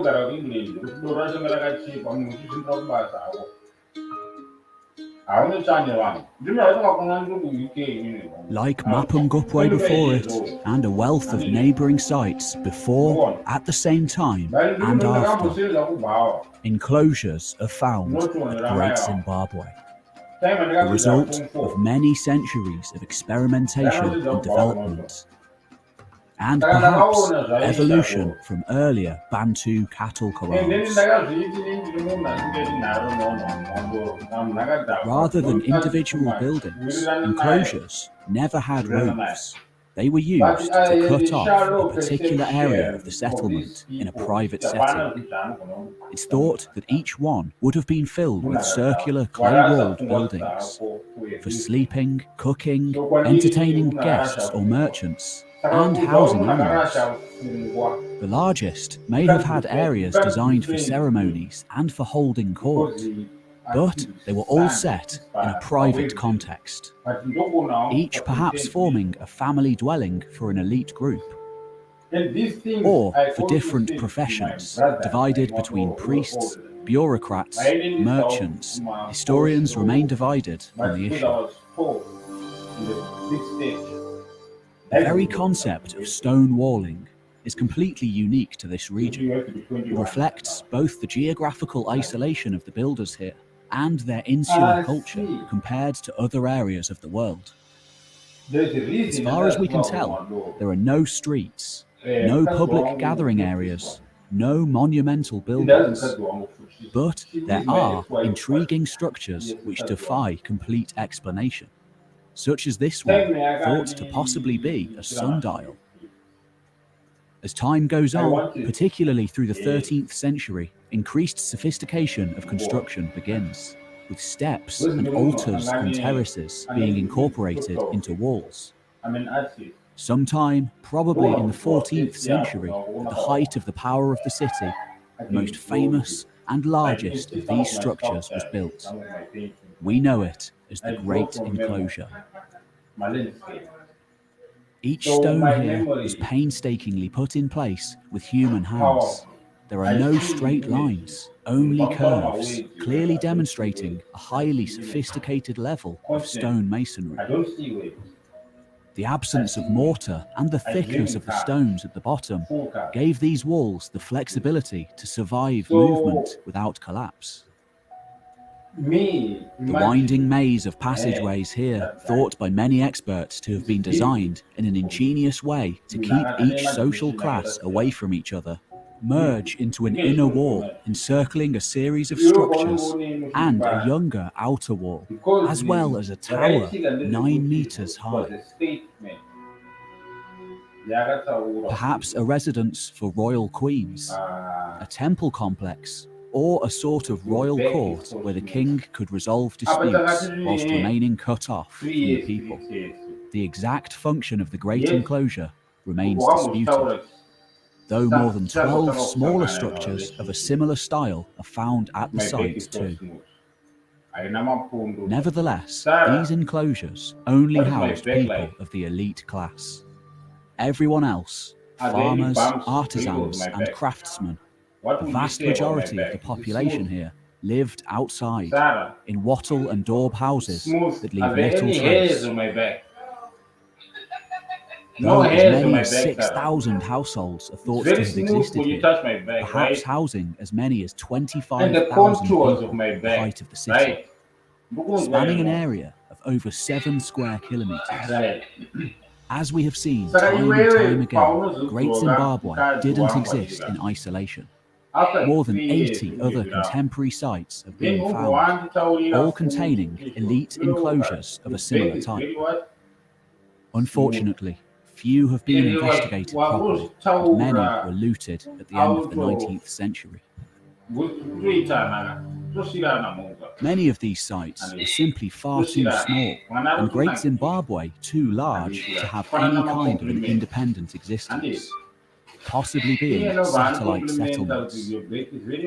But a handful, such as Lekkerwater, Motoko, and Chumungwado, do have surviving walls on a scale like Great Zimbabwe, hinting at a more complicated geopolitical situation than can ever be satisfactorily described from archaeology alone.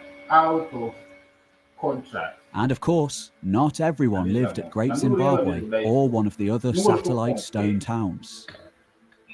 Mostly living in poverty in the countryside, These peasant farmers and miners, perhaps kept in check by ritualized kingship, made up the majority of the population, being depended on by rulers for food, manpower, and ultimately their wealth. By the mid-15th century, archaeology suggests Great Zimbabwe ceased being a trade center of major importance. People continued to live here, perhaps even into the 18th and 19th centuries to a certain degree. Yet, power had most certainly shifted away from the city. Like Mapungubwe before it, no one knows definitively why the city collapsed, with speculation ranging from environmental catastrophe, an expansionist ruler who overextended himself, knock-on effects from the Portuguese arrival, and swift annexation of several Swahili settlements, including Kilwa for a time, or simple competition from increasingly powerful regional rivals. Yet, the culture that had existed here most certainly survived, with succeeding archaeological sites such as Kami, capital of the Kingdom of Butua, suggesting a continuation and mastering of stone building techniques. A multitude of newer stone towns fill the gap left by Great Zimbabwe's fall. But eventually, by around the 16th century, one of them, the Kingdom of Mutapa, said by Shona oral tradition to have been founded by a renegade prince from Great Zimbabwe, would find a new profitable trading partner in the form of the Portuguese, eventually extending its control over all the others. That prince, perhaps the first named Zimbabwean in history, Nyatsimba Mutota, is said to have abandoned his home in the south and moved north to the Zambezi because of a shortage of salt, perhaps reflecting a dire economic or agricultural situation that made living at the city unfeasible. A second tradition outright states that there was a great hunger in the kingdom from which the prince fled. By the early 17th century, the Portuguese increasingly sought to monopolize their influence in the area, and a complicated and devastating series of wars began, leading to the collapse of all of the previous kingdoms and the rise of a new empire, as a direct response to the Portuguese. Unlike previous trading states, this was an inward-looking warrior empire, led by a warlord named Changamaya Dondo, said in some legends to have practiced black magic. Known as the Roswi, roughly translating as destroyers, this increased militarization, including the adoption of muskets and a professional army, led to another series of lengthy conflicts and the eventual expulsion of the Portuguese from the interior.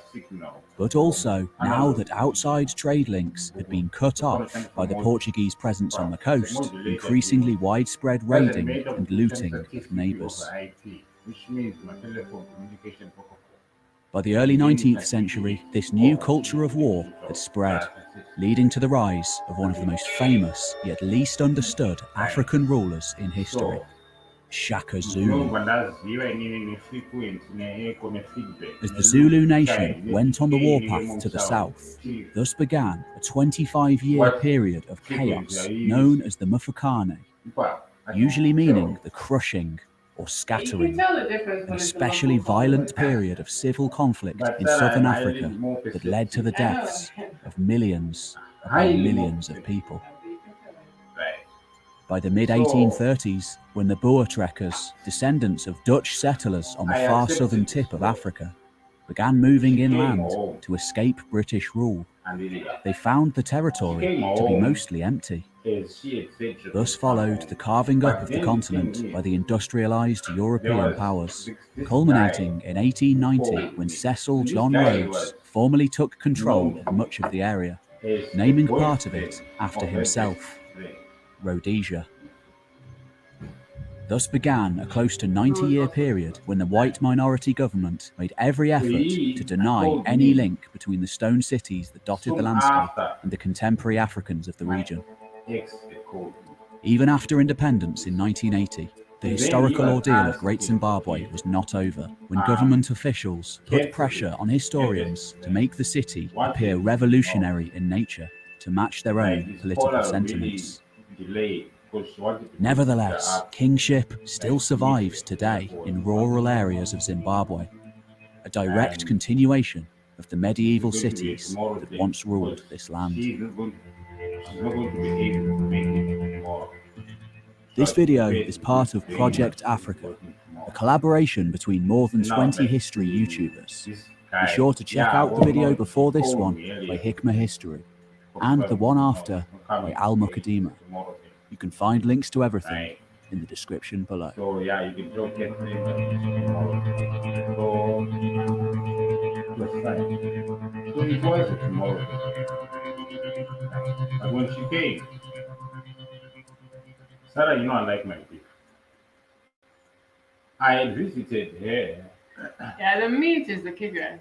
I had It's the visited. meat that I had puts you visited. up. I had visited her at her parents' house. You see, I stayed there for about 3 weeks. That's my exes in Ireland, in Belturbet, at a farm. You see, their their father was impressed by me because I'm traditional. I know how to behave around cattle. And how to ask Kendall. Cattle, yes, They had a cattle a farm. dairy farm. Yeah, a dairy farm, but they also slaughter. Mm. That's the one. That's the part. That's the parent who would give you any kind of beef meat you would like. Yes, People steak. yes, yes, Yeah. yes. Okay. You see, because I went and I did some work there, fixing fences. The dog loved me. You know, when the dog loves you, you are something different, right? Yes. Yes. And then when you are given clothes, Bush has got two brothers. One is in America, the other one was home. Well, not home, but he was in Scotland. Now, the guy who was in Scotland, his clothes, they live in the older brother. So the old man and the mom, because the mom actually gave me the brother's clothes, like you can wear these clothes. So I didn't mind wearing the old clothes. They're warm clothes. You see, like jerseys, you know what I'm saying? I didn't mind that because they're warm clothes. And they're work clothes as well. You see. It's just like your mom when she came here and she took me to that place. What's that place? Was it Red Cross? Oh, yeah. Where I the got clothes. the clothes place. Yeah. Yeah, yeah. You know, where you could just buy some quality stuff, but you buy it for charity. You know what I'm saying? So I don't mind that. So it was that situation. Thing. I worked at the farm. Hmm. At their farm. At their farm, the old man even took me to the pub, the local pub, where I was the only black man in there. The only black man. You see, where I can't say they hated black people, but They weren't used to that kind of kind of. clientele. But at the same time, you're not the first black person. The black people who come here are usually British, and they're stuck up. You understand? Yeah. But you are humble because I'm African. I'm totally different. I'm black, yes, but don't think I'm black British. You see what I'm saying? Oh, Right. You see what I mean? I'm black, but I'm not. yeah. Yeah, I'm not black British. Yeah, because they've got this habit of bundling us up just because we are black. We are Yeah. totally Yeah. different. You Yeah. Yeah, We're totally different. right. Even here, they make that mistake. They just think we are all from Africa. You know, like these people from Algeria. All they do is come here, get pregnant every 6 months, get pregnant every 6 months. So now some companies don't want to hire anybody from that country because of that. Which country? Albania. You see, Which country? Albania. they're from Sudan. I think Sudan. Oh. Yeah, all they do is they get pregnant every 6 months. You know, when they go for 6 months checkup, they are pregnant already. And then if they are working, the company will have to pay continuous maternity leave. Is that what they do? Oh, okay, I haven't heard that one. Usually it's like you get married or something. I didn't hear the pregnancy one. Is that what they do in Canada? Yes, Oh. they do. They take advantage of that when they come from Sudan. That's the Sudanese who do that. Really? Zimbabweans, we don't do that. Zimbabweans don't do that. But when Interesting. these white people see us, they all bundle us up like we are one people, eh? Yeah. Go ahead, Rosie. Yeah, like I was saying, Anita, me, I impressed the old man because, like, you're kana munhu akambosunga mombe kumusha and you've been around cattle, you're not afraid of those beasts. Do you understand what I'm saying? So it shows. Okay, you're not pretending. I've been around cattle. Like, if you've been around cattle, yeah, I've been around cattle. Oh, you mean you're comparing it to like being around white people? Look, man. Fair enough. Moms, Fair enough. Hey, fair enough. Moms, and moms. Tukulipa. Andiriga. Munhu kana mombe, moms taura mombe, andiriga. Mombe hazingowanikwi kunoku moms. Andiri. Imimi munopedza gore musina kuona mombe muupenyu hwenyu moms. Taurai chokwadi.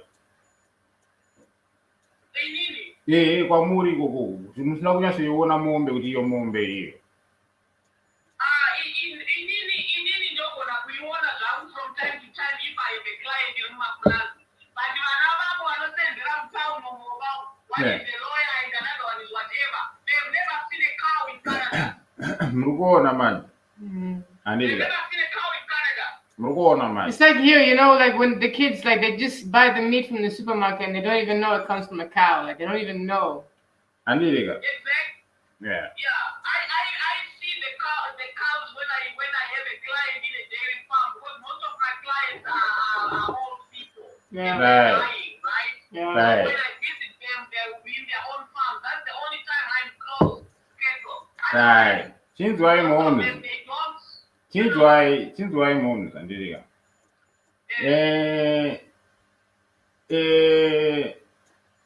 Ndaro wacho bhuzi vaikama nemamashini andiriga. Ini ndangoti kungoti ku-cold storage commission neku-dairy board ndokwavaishandisa mamachines aya kwatinobva kuzimbabwe in terms of commercial production yezvinhu izvi. But kumusha zvedu we are still traditional practitioners. Kuti tinotokama munyatso, tinotobata zambo rembo. So, if vanoti payroll bucket, unozadza payroll, unozadza bucket, it's up to you. Andiriga. Ngati handivii payroll, andiriga. Ndobotanga nepayroll. Ndobva ndagara zvangu. Ndobva ndapiwa zimombe, ndanga rakanyatso so. Ndobona. Ndobva ndatanga kuti mazamu uchirowa noti pa. Uchirowa mazamu uchi pa. Mbichana wamasaza. And then usqueeze mukaka mbichana. Oudzorera kamunyatso uchita sei uchipuruzira. Mukaka unotanga kubuda wewe. Unozodzorera imo munyatso. Andiriga. Yeah. Kusvika zvanyatsopawa. And then uzorova chibhakera manje kuita sezvinoita mhuru zvezvo. Muchibhakera unoita kujuma. Murikuona. Unoita kujuma dai so unozoita kusisa. Inoririsa yega. Inoita kakuda kukika so. Murikuona. Kakuda kukika so. Unoziva mani wakomana kama mombe ndinoziziva tombochita sei? Unoziva Eh. ndokudila izvozvo. Handiri. You are very sensitive now. And you don't know that. Look at this this one here. Eh.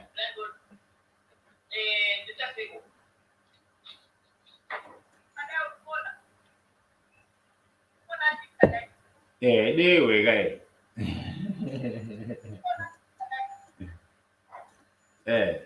Dewe kai.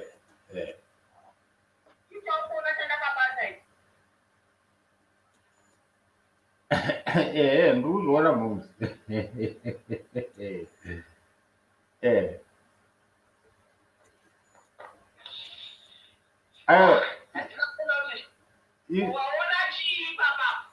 Aiwa moves ndaona hapana moves. Ndikutaura kwa.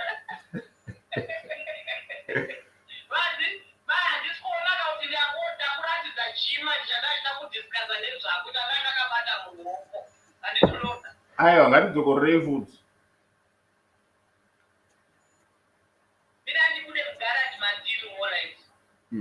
Iwe Sunday munotenga unondoreva. Rapera kondoreva. Let me just digest. Okay, famina magawa. Is that your weed? So I bought nice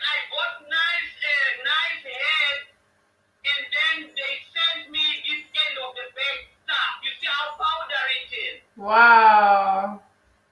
You see how crooked these people can be. So what, did you order that on the internet? So is it legal there now? Yeah, it's legal then. Oh yeah, it's legal. It's legal now. You see, but it's expensive. It's expensive to buy. Oh my goodness, hold on a second.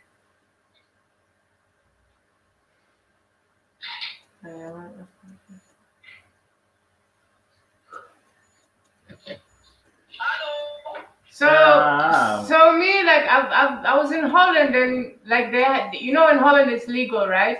And they have like places where you can go and buy. So can you just go to the shop and just buy cannabis just like that? Like obviously they have special shops, right? Yeah, okay, I've now lost the thing. I was going to show you why I had to use the internet. I was going to show you how they sell out in the shop. And there are shops here. In my street, maybe there are about 6 or 7. You just get in and just buy what you want. You're joking, right? Expensive. Yeah, but it's damn expensive, Sarah. So how much for like a little bag? Like how much? Yeah, Louis, you see this bottle here? Is that how you buy it? That's from the store, right here. Let's see the label. Let's see. Okay. This is from the store. This is how you buy it from the store. And how much is that? It's sealed and everything. And 3.5 grams will only be up to here. You see where my thumb is? Yeah. So the rest will be nothing. And how much? Depending on the grade and the type, it's from $35 to $75. Very expensive. So 35 Canadian. How much is that? How much is that in US? Well, about 32 or so. So about that's still less than we pay, man. That's what? That's still less than we pay, because we pay $50 for like maybe 3 days worth, 2 days worth. No. What do you mean 2 days? How many grams is 2 days? How many? I think it's 3 grams. It's 3 grams. Yeah, 3 grams. 3 grams we pay equivalent of $50. Yeah. Yeah, that's about the same. So now if you do on the internet now, this is almost 7 grams. The packet that I showed you, this one here. Right. And how much was that? It was $90 for almost 28 grams. Right. But the quality now, it doesn't look so good. Try it out. You never know. Sometimes, to be honest, it can actually be quantity instead of sometimes. This is what mood you're in, Yeah. Yeah. Right, no, because I was always the only experience I have of being in illegal places in Holland. But then it's usually like you have to go through a bar or like like a coffee shop, you know. But to actually like have like a shop, like you said, there's 6 on your road. That's just crazy, man. Because here, we be running out. Like if we only have one guy, so if he's saying he doesn't have anything, that means he doesn't have anything. That means you don't get. So now there being like 6 shops like down your road that you never run out. Oh, never. There's so like even in the CBD, every town, man. That's They're everywhere. crazy. It's their essential service, so they're always open 8 a.m. to 10 p.m. You just walk in there, you look at them, man, and you pick what you like. So give me some of the. Wow. What's it called? What are the name of some of these shops? What are they called? The shops?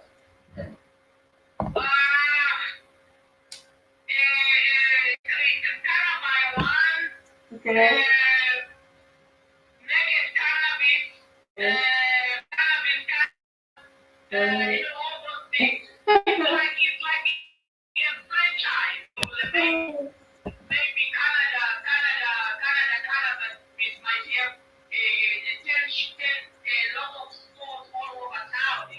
Wow.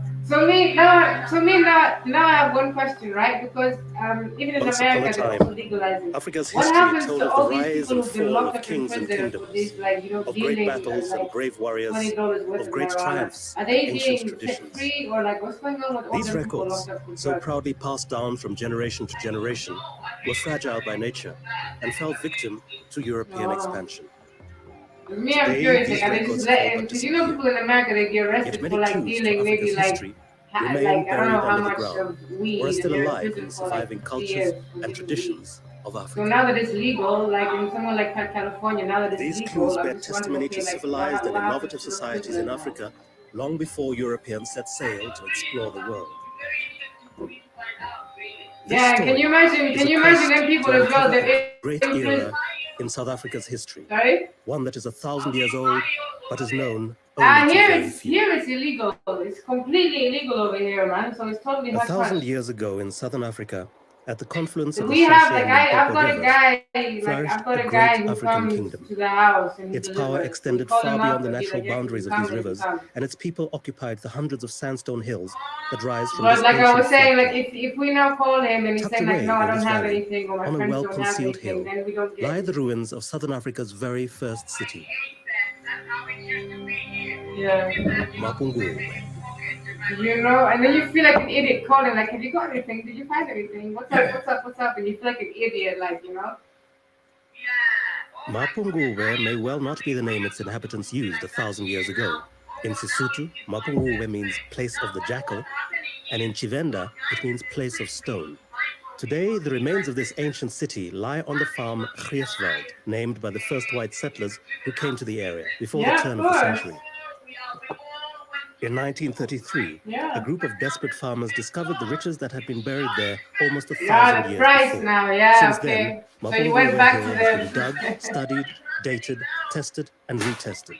By the end of the 20th century, Mapungubwe had come to share the farm with the South African Defense Force. Yeah, I'm not surprised. Today, this building houses South Africa's most valuable cultural artifacts, collected at Mapungubwe. These artifacts, unknown to the public, have been stored here for more than 60 years.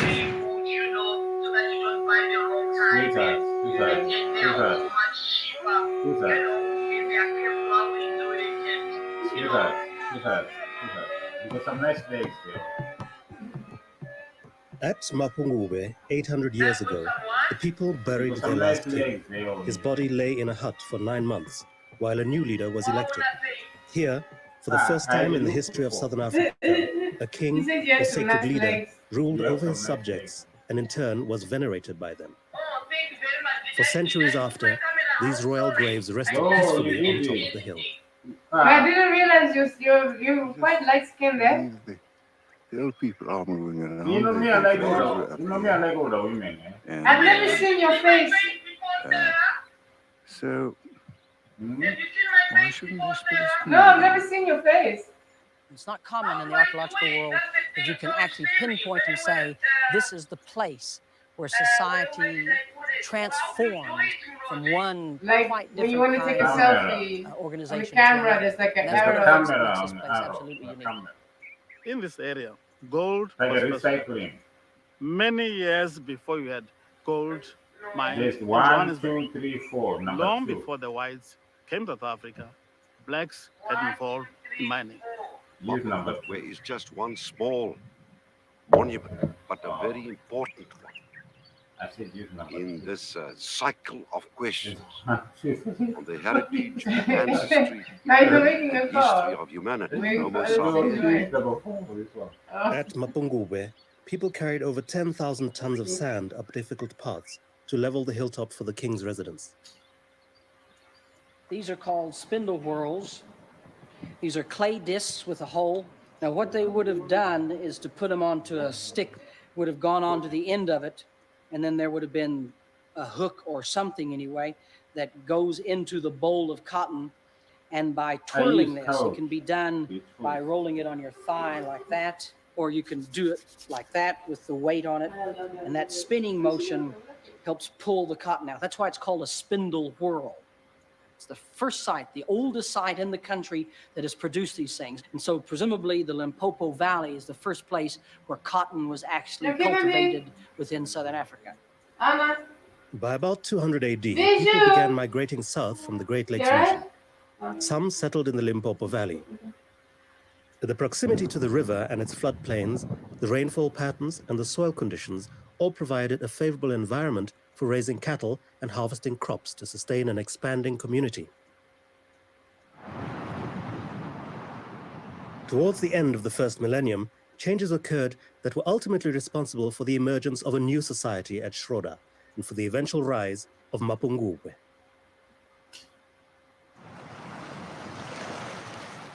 Islamic seafarers were attracted by trade opportunities along East Africa's coast since before the birth of Christ. They had expanded their trade southward as far as Sofala on the Mozambique coast by 900 AD. Dhows laden with beads, cloth, and glazed pottery would leave Arabian, Persian, and Indian ports during the winter months, catching the monsoon winds which swept them southwest. It's cool, Mama. You just do it how it falls. It's natural, you know? Once goods had been bartered and exchanged, the dhows, now laden with gold, ivory, and animal skins, could make their return trip when monsoon winds changed direction. Some beautiful ties, This trade on the east coast was the main ingredient that contributed to the rise of Mapungubwe in the 1200s. Anywhere from You know what? 3,000 to 5,000. Yeah, it's fine. Mom, let me tell you something, Mom. This guy controlled an area of roughly the same size as the Zulu Kingdom. That would have been about 30,000 square kilometers. This is the largest known settlement anywhere in Southern Africa at the time. And for the very first time, a chief lived up on top of the hill, and the ordinary guys lived down below. You're not looking at me. You're looking By the 10th century, the Arab Swahili traders had exhausted the natural resources available in the vicinity of Sofala and were forced to look to the interior for new trade opportunities. Look at your face. You need to look at your face. Here at Schroeder began as There's small something as beautiful Schroeder, about you. and You're with the used to trade looking at white became people's larger face. and larger and spread out Right. from close to the side of You the need to hill look at here this face. Look at my out face. towards the river, covering at its maximum Look about at my 15 face. hectares, and an seeing estimated it. 500 to 700 people were living here. Here, at the first cattle-based settlement in the valley, began the process of this society's transformation that would culminate at Mapungubwe. No, we're not like that. We're not like that. Schroeder, We're named not like after the that. farm on which it stands, is situated a few kilometers northeast of Mapungubwe, and like Mapungubwe, What, overlooks